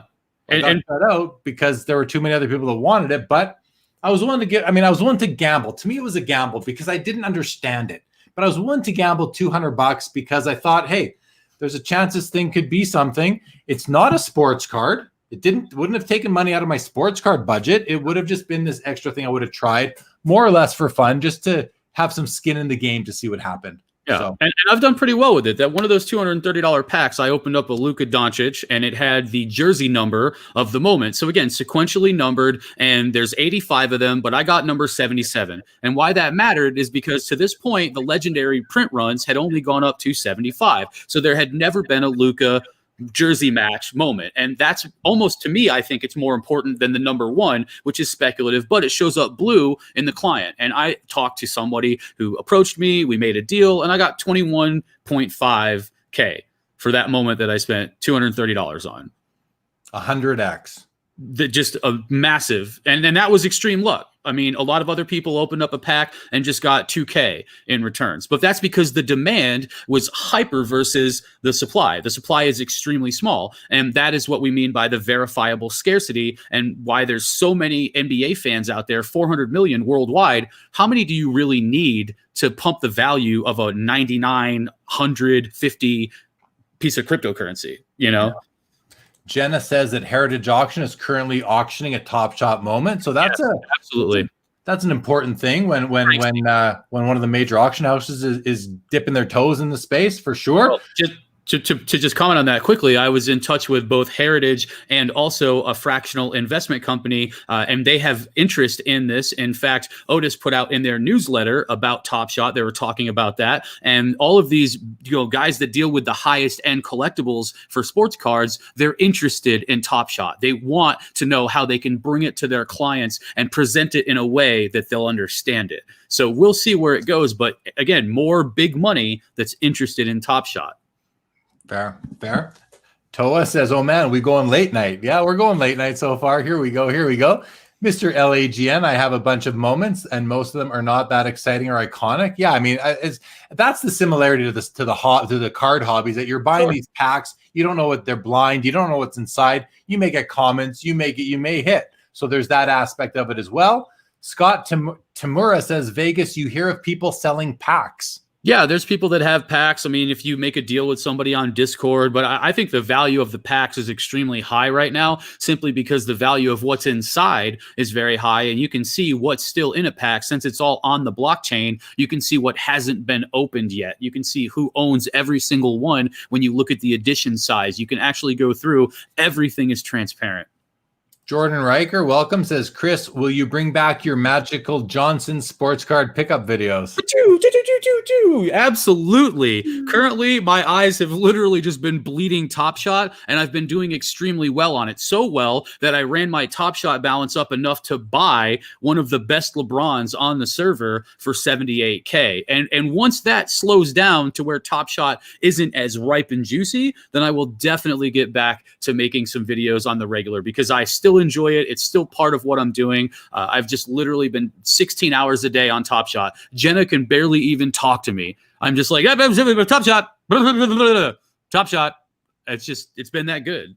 Well, so Sharpshooter says, the question is, how much did Vegas Chris invest in TopShot? Are you willing to share that information? A few $1,000s since October. A few grand since October. Now, can I ask? Maybe $1,500 a month, something. Can I ask the follow-up question, Chris? In terms of how have you done? I've done significantly better. If you can take away that I was able to purchase a LeBron James moment for 78K on the server after selling the Luka for 21K, and I still have a bunch. And in fact, I can tell you how well I'm doing. You can go to a site called intangible.market. Like we talked about everything being transparent. There, you can actually get an account valuation. You guys know the name of my account. You can go to intangible.market, go to the evaluation tool, and you can see an average rough estimate of what my account is worth based on the floor price on the site. Currently, I think that's about 350K. 350K, and you've put in about $5 grand. Roughly. But 16 hours a day grinding and trading. And like I said, with poker, you get to the long run. If you have an edge, you'll realize it faster. So when I was doing research on what games were going to happen, or you see the correlation between what player starts to raise in value, and you could buy up all those moments otherwise, you understand what makes something important, and then you can act on that instantly on Top Shot. So don't get me wrong, it wasn't just all luck. There was a lot of grinding and work involved that I also use when it comes to the physical sports card realm and outside of poker. Wow. Well, congrats on your year, man. You've had a good year, a good few months, I guess, in terms of just finances. So those are huge gains. Those are Michael Jordan PSA 10 rookie card type gains right there. Yeah, absolutely. Well, not anymore. That's after tonight. Exactly. David says, thanks for answering. You are welcome, Caesar. I think it would be more desirable if Top Shot had the digital clips with sound and you could download and share to social media. Yeah, that'd be cool. Sharpshooter, this is probably the only time I'd love to hear Carlos's take on this. The only time I'd love to hear Carlos's take on this. Yeah. Sharpshooter he's not messing around. He's pew, pew, pew. You think it's him? Ben Carlos, thanks for the clarification, fellas, as well as you. You betcha, Ben. You betcha. Welcome to the show, as always. Because I'm Carlos, chime in. Carlos might be he might be lurking out there. We'll see if he chimes in. Digital sports cards live segment. Yeah, that's what we've had here. Is there a minimum amount you have to spend to be part of Top Shot? The answer is no. Ben Carlos, is there a reason why Top Shot only has clips from last season and this season and not clips from seasons past? Chris. They do have slips from seasons past. They have a very popular set called Run It Back. And because they have the partnership with the NBA, and the NBA rather has revenue share with this, they can provide them with anybody that they are able to provide clips from that don't need essentially more clearance. So you're not going to get Kobe, you're not going to get Jordan, you're not going to get Magic Johnson yet. They're working on that, and that'll probably come in the future. But the Run It Back series is when they go back. This was 2013 and 14, and for instance, the best one out of that set was Giannis, and also Kevin Durant's first moment there. And the Giannis is from his rookie season, and they're going to come out with rookie sort of badges and sort of note when something is from a rookie season or whatever later on, and that, again, will probably raise the value of that up, which is currently about $13,000. All right. Oscardad says, will there be legendary? Okay, we talked about that already. Kickdown. If moments came out right after games or every week, I think that would also drive people to want to watch more games and get excited about potential pulls. Interesting take. Yeah. Yep. MJ's free throw line dunk would be it. Sold me. I'm a Top Shot guy now. Pump and dump, says Connor's channel. Pump and dump. Yeah, I mean, I don't think so, but hey, like I said, if to 0 tomorrow, I had a great time, and the most important thing for me is that I enjoy it. So at the end of the day, whatever you guys take from this, like it, dislike it, hate it, sharpshoot it, just what does it mean for you? You know what I mean? If it means something to you, if you gave it a try and you didn't like it, okay, it's like whippets when you're in high school. If you didn't like it, then don't do it again, but at least you tried. Yeah, or don't try, or don't try, or don't. Yeah, we're not here tonight to convince anybody to go to Top Shot and get involved or even care about it. But if you're watching the show tonight, and I appreciate you if you are watching it, if you are not interested at all in Top Shot, I'm sorry for boring you with this discussion for the last hour and a half. But I hope you found it somewhat interesting. I hope you learned something, if nothing else. I hope you feel like you at least maybe understand it better. And if you do and you still don't like it, I don't care. I really don't. It doesn't matter to me. But I'm a person who I like to be open-minded, and I try to be open-minded, and I try to understand something before I knock it, because I just don't think that's just not the way I approach life. So that's just how I am. And if you approach life differently, that's fine. I don't really care that much. I don't know that we'd be friends outside of the show, but if you're someone who's open-minded, you're willing to try things out and learn about them before you knock them down, then you're someone I want to be friends with. But at the end of the day, we're just here having fun on a Saturday night. But let's talk about sports cards again. Let's stop Top Shot now, okay? I think we've talked about it enough. I learned a lot. We had a lot of comments. I think you've said as much as you can. Is there right? There's not much more to be said about it. Just the last two comments there we could probably cover before we bounce off the Top Shot talk. Sure. Let me do it. So Jordan says has 928 Vegas Fine. Oh, he checked out. He went and got your account. You have 928 unique moments worth about $355,000, and you invested $5,000. Okay, right. So I mean that's hard not to be curious. Right. I'm not gonna say it's hard not to want to get involved. No, you don't have to get involved. It might be, and he got involved early. Chris got involved early, so you may not have those gains may not be available anymore. But still very interesting. Let's go to the next one. Brad Humber, can you speak to the fact that there is all this money coming in, but I'm hearing trying to withdraw money is a nightmare?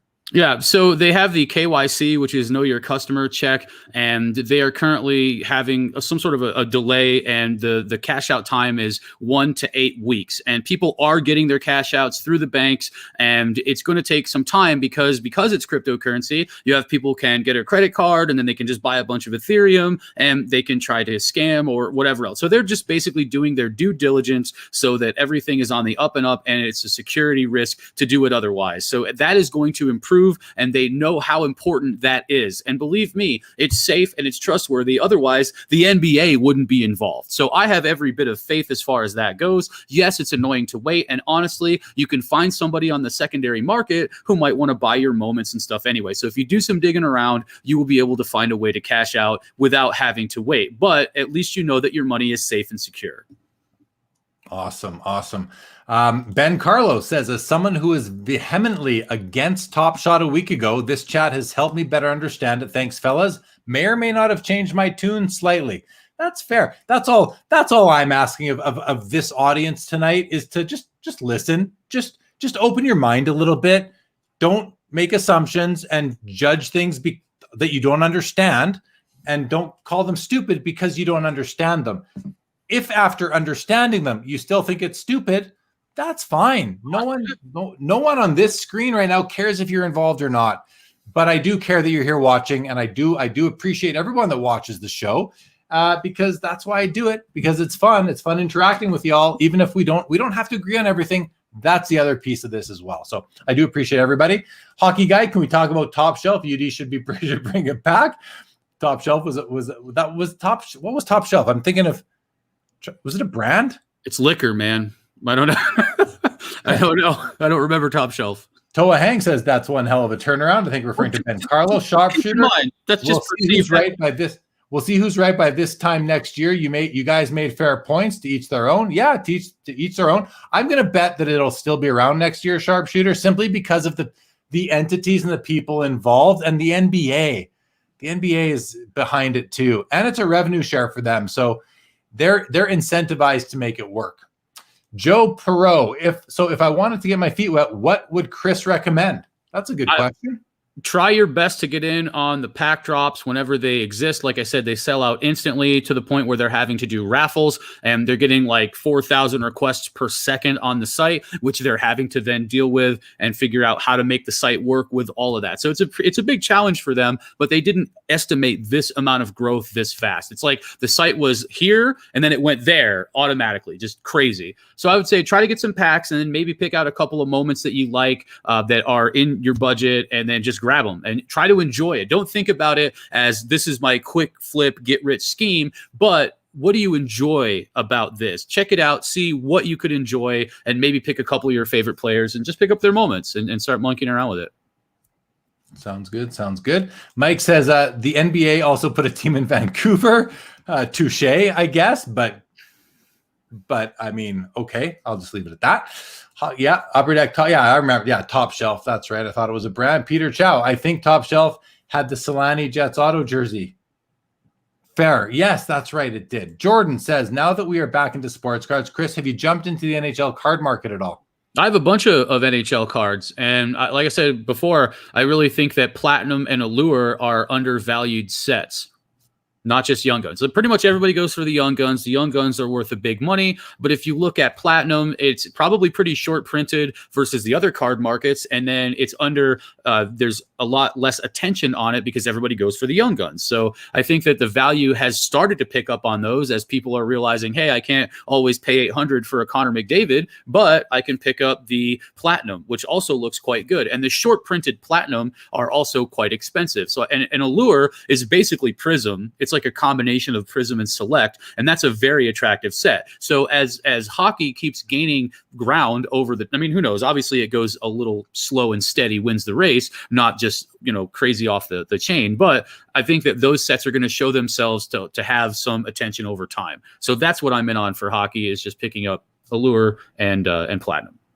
All right, man. Hey, pick your spot and go for it, right? Mr. DeWeedy says this is BitConnect for sports. I thought I understood it, but what does he mean by that, Chris?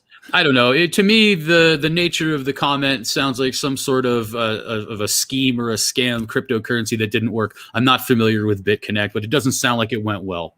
Okay, it's just speculation. Fair. This is a comment that I like. This one. I hope more people keep deep diving TopShot and putting tons of money in. That way they have less card money. My actual card prices might drop some. See that. I get the comment, but I don't see that being a correlation. I don't think TopShot's target customer are card collectors. I just don't. That doesn't. It's more crypto than it is sports card to me. It's more tech than sports card. But anyway, let's keep on going.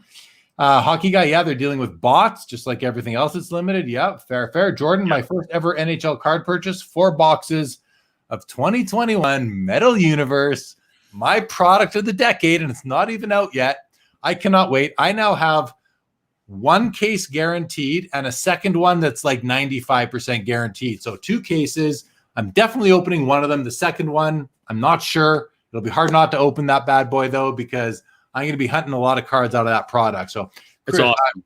How about you, man? You excited for Skybox Metal Universe hockey? Absolutely. I mean, I think when I was going through and combing for some of those rookies, I got Connor McDavid's Metal, Fleer Metal, and then also I think I picked up some Panarin and some Jack Eichel as well. So I really love that product. I just think that product is one that stands alone. The PMG obviously crosses over Marvel, sports, you know, hockey, whatever else, and as long as they're making it, that's going to be a good product. And it does have short printed cards that are extremely valuable. In fact, I've got one of the Marvel ones over here that I've been picking up lately, and that is this guy.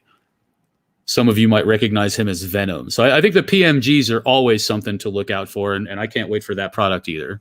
Yeah, awesome. Jordan says, Jeremy, can you tell the story of these cases? Thank you cases from Upper Deck. Jordan, if they were thank you cases from Upper Deck, that would be probably something that I would not be allowed to speak about. So best not to ask questions that I shouldn't be answering publicly. But I will still tell you the story behind them, Jordan. One of them is going to be from Player's Choice in Kelowna, a longtime LCS group of buddies, a buddy of mine who owns it, who I've been a customer of for 15 years. He's got 1 case with my name on it, and the other one is from Eastridge here in Calgary. I cannot get it direct from Upper Deck. I need to get it I can't get it direct from distributors either. I need to get my product straight from the local card shops. That's how hockey cards work. That's how Upper Deck's distribution works. I need to get it right from those guys. I can't get it anywhere else. If Upper Deck wanted to send me something as a thank you, I could imagine them sending me maybe a box, a single box, a case. There's no way they would send me a case.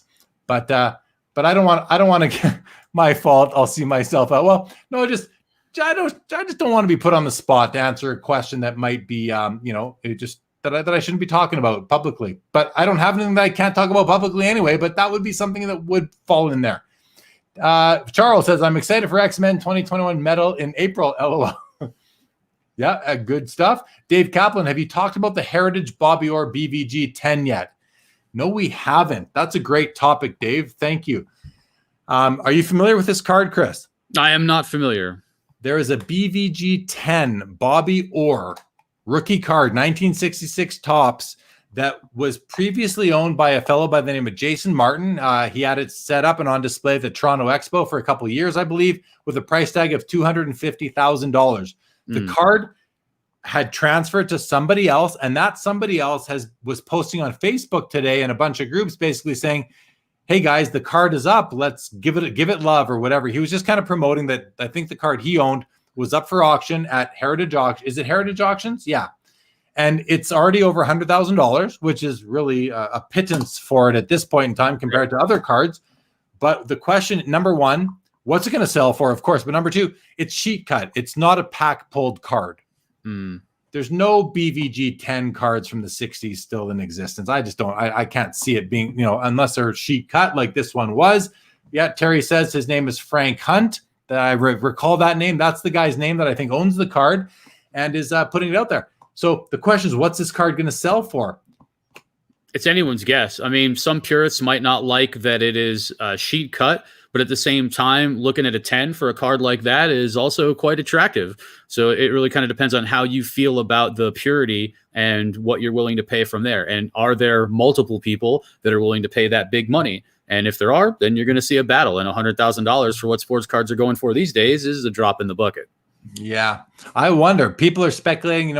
I've seen them say that Orr outsells Gretzky at the same grade point 2-1. So if the PSA 10 Gretzky sold for 1.3 million, 129 or whatever, is this going to be a $2 million card? I don't know. I'm skeptical that it even hits $600,000-$700,000. I might be way off. It maybe hits $1 million. I don't know. But the fact of the matter is, it's not in a PSA holder, and it's not a modern day card. BGS holders do much better for modern day cards. The problem is that Beckett is known for slabbing sheet cut cards, non-pack pulled. Could have been cut last year for all we know. Well, could have been cut in the 2000s. Definitely not in the 1960s. And a lot of people don't like that. They don't feel that it's really, not saying that the card itself is not authentic, but the legend behind it just doesn't have that authenticity that a pack pulled card does, that survived the chain of ownership from 1966 till today. Yeah. So, and if it's been up for $250K for a few years, it just kind of makes you wonder, what did it actually sell for behind the scenes? And what do people value it at? Again, the purity of it. Is the sheet cut aspect going to really affect it or not? And it probably will. Yeah, I think it will too. I don't think it's going to hit $1 million. If the over under is $1 million, I'm going to call the under. But I can't get any more specific than that. Those are my thoughts. I wonder though. I really do. My instinct says 400K, but that's just out of the air. Yeah, well, stick with that. We'll see what happens. Yeah, behind the tank says Bobby Orr is a sheet cut. Yeah, definitely. Jordan Riker's back. I'm glad to see you back, my man. What are both your thoughts on movies or documentaries coming out about sports cards? Will this be a thing? I mean, I think it's inevitable to happen. There's probably stuff going on behind the scenes right now that we don't know about. Definitely. I think it's definitely, I hope it happens because it's content, but it's like big business content. It's not just guys in their basements like me or in their apartments talking about sports cards. This is like, if we're talking about documentaries on Netflix and that kind of thing, maybe it is basement people, but they're getting Netflix to buy into it. So, the production value and all that. Maybe Ben Carlos is working something with his production value. Who knows? Yeah. I hope it's happening, Jordan. I hope it's happening. How about you, Chris? Any take? Yeah, absolutely. I think that you have to be careful with that stuff. I mean, it increases demand because people watch it and then they want a piece of it. They want to be part of it. So they go out and buy the stuff related to it. But usually the downfall on that, it happens relatively quickly if it's not somebody like Michael Jordan. And even after The Last Dance, his cards went down just a little bit. So you're going to see. Sorry, dude. We're not talking about that. He's talking about documentaries about sports cards. Oh, you mean specifically about not like a specific person that's going to pump. Okay. So like the Magic Johnson that people are thinking about, but yeah, no, definitely. I don't see how that couldn't happen. It has to be, it's been such a part of society, and anything that relates to COVID-19, there will obviously be documentaries about the pandemic because the rise of collectibles during that, because everyone at home will be a focal point of what people did at the time. So there's no chance that doesn't happen. No, hey, if there are TV shows about storage lockers, there's going to be TV shows about sports cards and documentaries or whatever it may be. There'll be a Netflix special, guaranteed. I can't wait to watch it. Hockey Guy says he'll take the over on 400K. I want to know where you're at $1 million. Are you under $1 million or are you over $1 million? Because to me, I don't know what the right over under is, but to me, I'm taking the under. Are they advertising that it's sheet cut in the listing for somebody who might not be familiar but might be looking for a big purchase? Does it Good say? question. I'm not sure. If someone could let us know, I'd love to hear. But Peter makes a great comment. Fractional ownership groups might fight over the or if they like hockey as a vehicle. This would be a premier item. It would be a premier item that has a bit of a scar on it, though, right? That's the only problem. It's not a clean item. Even though the PSA 10 O-Pee-Chee Gretzky that sold for 1.3, a lot of most people think it's not deserved of a PSA 10 holder. The fact of the matter is, it's still a pack pulled card. Yep. And the or isn't. So we will see. Like the TSN shows, yes, Kaplan from the 90s. Yes, I don't remember those sports card content in the 90s on TSN, but if there was, I'd like to go watch those in reruns now. Hockey Guy, maybe someone will do a movie based on the book about Upper Deck.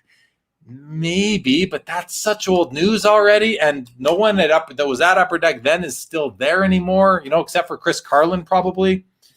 And the janitor, I've heard the janitor at the Upper Deck building is the longest standing employee right now. Daniel Flanagan forever will be a Magical Johnson moving forward. Hockey Guy, 1 million, you're taking the over. Like you've said, lots of people buy the grade and not the card. Good point. Lots of people buy the grade, not the card. Are those lots of people putting $1 million into cards? I don't know. I'm not, that sounded like a skepticism, but it isn't. I don't know. It's the same investors for NBA TopShot. No idea what they're doing. I can't wait to see this or end. That's going to be really exciting. Definitely. Man, we're at the hour and 50-minute mark. This has been lively. This has been controversial. We've had debate. We've had people leaving and coming back. Yeah. We've kind of like yelled at people and then apologized. We've had it everywhere tonight, but definitely an interesting conversation, man. Anything else? Oh, here's a comment from Peter. Then we'll go back to that. I'm not a fan of sheet cut, but PSA card 001 was, is now proven trimmed. That's true. You don't suspect it'll hold the price. I don't know. It's still got that. It's different. It's a unique item in that it's got the legendary status now that it was owned by Wayne Gretzky and all those sorts of things. Who knows? And I don't care about that card so much. And as far as what it means to the hobby now, I care more about the one that sold for more. The PSA 5 with a miscut label on it, because it's the jumbo, it's bigger than the other card. So it's like the opposite of trimming. It wasn't cut properly. And that card to me represents that era of sports cards now better than the Gretzky McNall PSA 8, PSA serial number 000001. And that has been admitted by Bill Mastro that he trimmed it and he served prison time for his activities in the hobby. Damn. Hockey Guy, yep. And how many super high-end cards have known issues? Couple, for sure. Yeah, definitely. Wagner, mangled edge. It's not a mangled edge Gretzky. It's an authentic O-Pee-Chee edge that is just the way it is. It's not mangled. It's actually not that bad. That one mantle is alleged to be altered too. Alleged is rumor, and it's spreading bad information. Get evidence. Get some evidence if You want evidence? You can check out the Prism cards they're putting out these days, because every single one of those damn things has a print line and a scratch and a scuff, and it's off-centered. That's one thing I think that Panini could work on is their quality control. Yeah, for sure. A Mickey Mantle very publicly just sold for $5.2 million. Behind the tanks. I don't want to ruffle any feathers, but I'd be willing to bet that the second Gretzky RC PSA 10 without the rough cut is a sheeter as well. I mean, there are lots of Gretzkys out there that are not cheaters, I like that term, that are not cheaters. Derek Cheater. That have really nice edges. Remember, they were cut with wires, and those wires were sharp at the beginning. So as many great edge Gretzkys as there are, not completely clean as if they were cut by today's technology, but there are as many nice edge Gretzkys as there are off, mangled edge Gretzkys. But it's really just known as the O-Pee-Chee rough cut. And a lot of people, you asked Joe Perot in the chat, a lot of people want that. That's one of the idiosyncrasies that make that card special and unique and desirable in the hobby. So that sounds pretty sheety. Pretty sheety. That's good. Ali Sheedy. Ali Sheedy. There you go. That's how you roll. Yeah. Wordplay. All right, man. Listen, again, guys.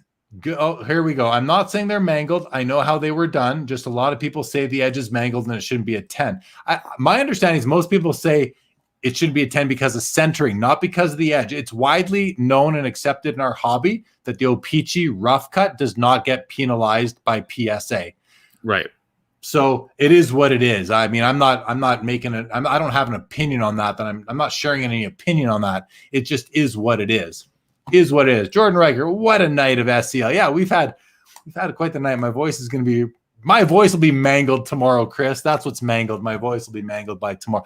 Not you, Chris. Chris Hockey Guy 2006 is who I was talking about there. You're on like hour 4, right? 5, 4. We're into hour 4 on for me for content. Yeah. That's a lot today.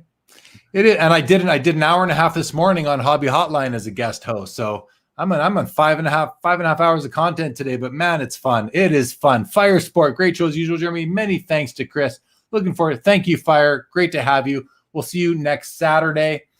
I'll throw up the upcoming episodes, guys. Next Saturday, Mike Fruitman from Mike Stadium Sports Cards, one of the more legendary LCSs in the United States.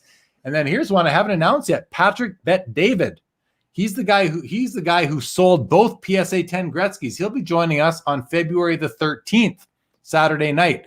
And this is a guy that has like 3.4 million followers. He's got a company called Valuetainment on a channel on YouTube as well with like millions of subscribers. His time will be limited. We're not going to have a ton of it with him, but we're gonna make the best of it, and that'll be 2 Saturdays from now. And then we got Mike Phillips from Upper Deck, and I'm not certain of his particular job title. I just know that he has more answers than most people at Upper Deck have for us in terms of some things that have gone on. So that'll be totally interesting. We're lucky to get him on the show. Peter reminds everybody, hit that thumbs up if you're not yet subscribed to Sports Cards Live and I haven't offended you tonight. Please subscribe to the channel. If I have offended you, subscribe anyway, and know that I'm not really offending you. We're just chatting here. We're just chatting. Hockey Guy, isn't PSA 10 centeringly a decently broad range? It can't be 60-40. No, it can be 65-40 or 55-45 on the front, I believe, Chris. I believe it, but maybe I'm wrong. Jordan says, are there any guests you have been hoping to have on your show who haven't heard back from? There's one in particular. It goes by the name of Gary V. I would love to get Gary V on the show. A couple of things. I just like to talk to him for the first time. I've never talked. What? Not true. I met him at the National. I bought a card from him. We chatted for a few minutes. I'd like to have Gary V on the show because he's interesting and because he'll bring me like 1 million new followers, which will just grow the exposure of the channel, which that'll be fun. But the tanks, I say that it shouldn't be a 10 because of how off-center the oil drop is on the Oilers logo. That is a detail that I agree with. I think the oil drop deserves more respect from the grading company. So I'm with you on that. Behind the tanks, big unit, best after hours ever. Lots of passion on both sides. Thanks for that. That's a big call. I think this is number 22. Yeah, number 22, Chris. So there you go. It took 22 to get to the best one yet. Charles says, bet David is a boss. He is a boss. Oscarda, thanks, Jeremy and Chris. Not a TopShot fan, but I'm all for people doing what they want and enjoying. Thank you very much for that very nice comment. Peter Chow, need the new owner of PSA on the show. Start networking. I'm working on it. Right? Like that's still up in the air, isn't it? They wanted more money for the shares. Yeah, it's not done. It's not. There's no new owner yet. It's still publicly held by all the shareholders. But I think February 2nd or 3rd is when we're going to find out if the final offer made by these investors is accepted. If it is, I'm going to work hard on getting Nat Turner on the show. We will see. Thank you, Joe. Says super cool show. 66 was a good year. Just saying. I think we know how old Joe Perot is now. Ooh, dude. I got some 66 for you, baby. Is that Black Bat? That's Black Bat because that movie's coming out called The Batman. So these are Batman rookie cards. That is the Batman rookie card right there. I've owned a couple in my day. I love them. I cleaned ComC out of those about 6 years ago, and I didn't hold them. I was way ahead of the game on those. I love that set. It's so good. It is good. It is good. Here we go. PSA says not to exceed 55-45. Yeah. Oh, 260-40 on the front. So there, yeah. Depends on the card. PSA 10 is not a flawless card, right? A BGS 10 black label, should theoretically be flawless, but there's no other flawless designation in our hobby as far as grading goes. Yeah, the Gretzky falls within that guideline. I think so. I agree with that. That's why I think the centering doesn't cause it to not deserve to be in a PSA 10 holder. Just a lot of the hobby doesn't understand PSA's grading scale. They Right. think 10 should be flawless, but It isn't. that's their personal grading scale. That's not PSA's grading scale. Okay, we're going to finish up these comments. Collect what you want, how you want. If you want to collect a ALF blockchain, go for it. It's your money, spend it how you want. That's right. I actually have Dr. Seuss coming out, which will just bring more families and kids in. Oh, to blockchain or to crypto? Same thing. Dapper, On Flow, Dr. Seuss. Wow. And UFC. Very neat. Very neat. The fractionals might buy PSA. I don't think they can afford it. Jordan Riker, Chris, where did you get those Batmans? I got these on eBay. I've been hunting them, but they're extremely expensive and hard to get. These are probably not better than a PSA 3 or 4, but I'm sending them in anyway. Yeah, send them in. Jordan, I like this. The Batmans I got are because of you and maybe a PSA -2. I hear you. When I cleaned out ComC of that card 5-6 years ago, they were creased, off-centered, bent. That card is tough. I love this card, though. I just love this art. I love the classic Batman. It's just one of my favorite, and I'll buy a PSA 8 right now if they had one on eBay.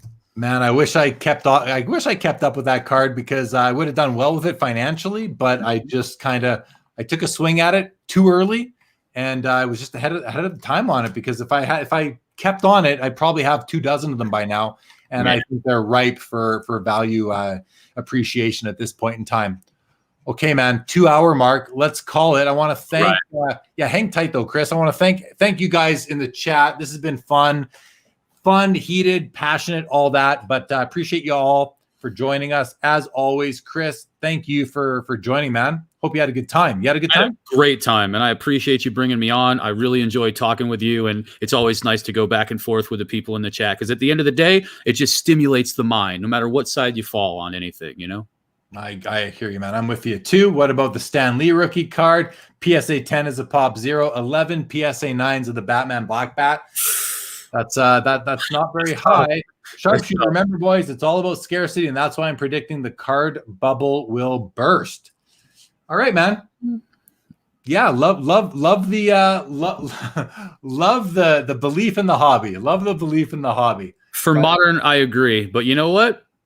Verifiable scarcity, Top Shot.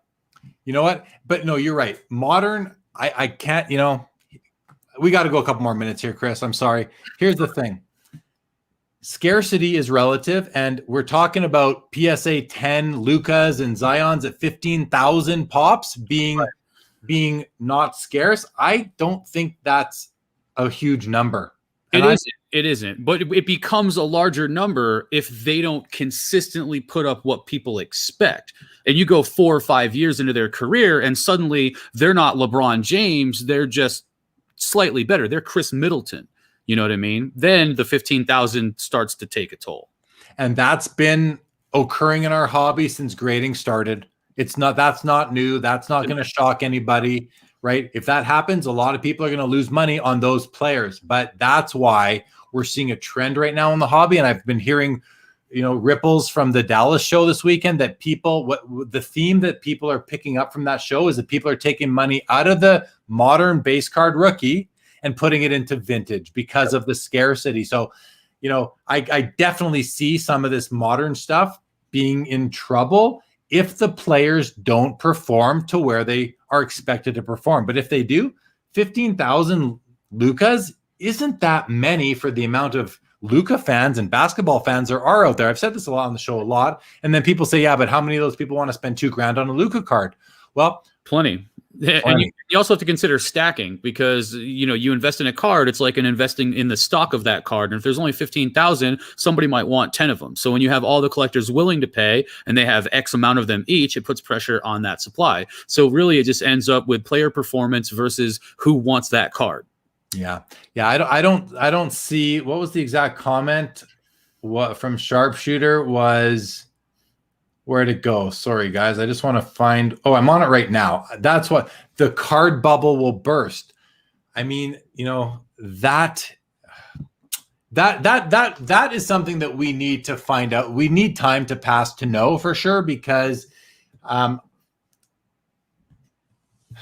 don't know, man. I don't think it's going to burst. I think there will be an adjustment, even a correction of sorts at some point in time. And it might not be to the values, it'll be to the growth rate.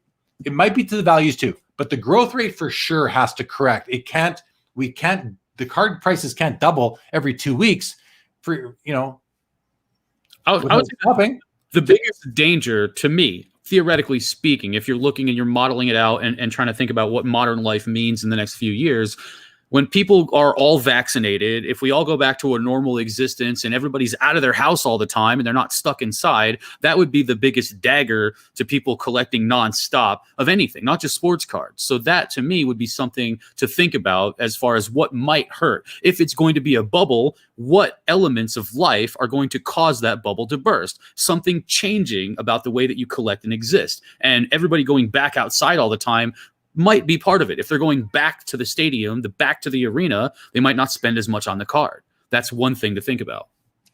I agree with that. I think that what we're going to see if and when we do get back to some semblance of normalcy, or as we knew normalcy to be, we're going to see a lot more people on their phones watching their eBay apps or their hobby apps or whatever it is while they're at a live sporting event, because they don't want to miss that card.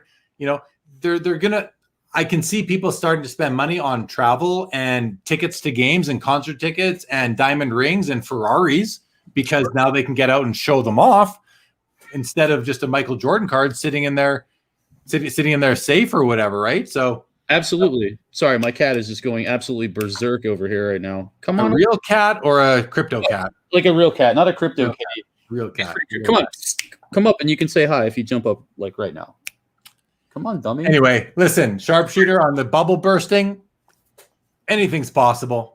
I'll leave it at that. Anything's possible. It could happen. I hope it doesn't. I hope the bubble doesn't burst, but I do hope that we kind of evolve into a pattern of sustainability, because the current pattern is not sustainability. By pattern, I mean rate of growth. It's not sustainable. No. And some people might get upset when that slows down, but what I've learned 40 years in the hobby is that the hobby over time always goes up, always. Even after the bubble bursting in the 90s, it always goes up over time. We see we see the dips, we see the cycles, but it always goes up. And that's something that I'm willing to gamble on is going to continue to happen. I'm also willing to last through and to really not sell. I'm willing to hold on and ride those waves, because I've been doing it for so long. And my experience tells me that it's not going to stop. It's going to keep on going. I'm not saying that it's not going to come down in value a little bit. We might see that. We'll see that cycle for sure. For sure, we'll see that cycle again. It's inevitable in any market. So I'm with you, sharpshooter. We're going to see a cycle, but I don't think we're going to see a bubble burst. No. And when we do get back to those stadiums, I'm taking my top shots with me to get signed. There you go. Dexflow says Vegas Finds is a stone cold Steve Austin of YouTube. He doesn't take any nonsense. No nonsense. Policy. No nonsense. All right, that's good. Let's cut it off there, man. Thanks for the extra couple minutes again, everybody. Thank you. Engaging discussion.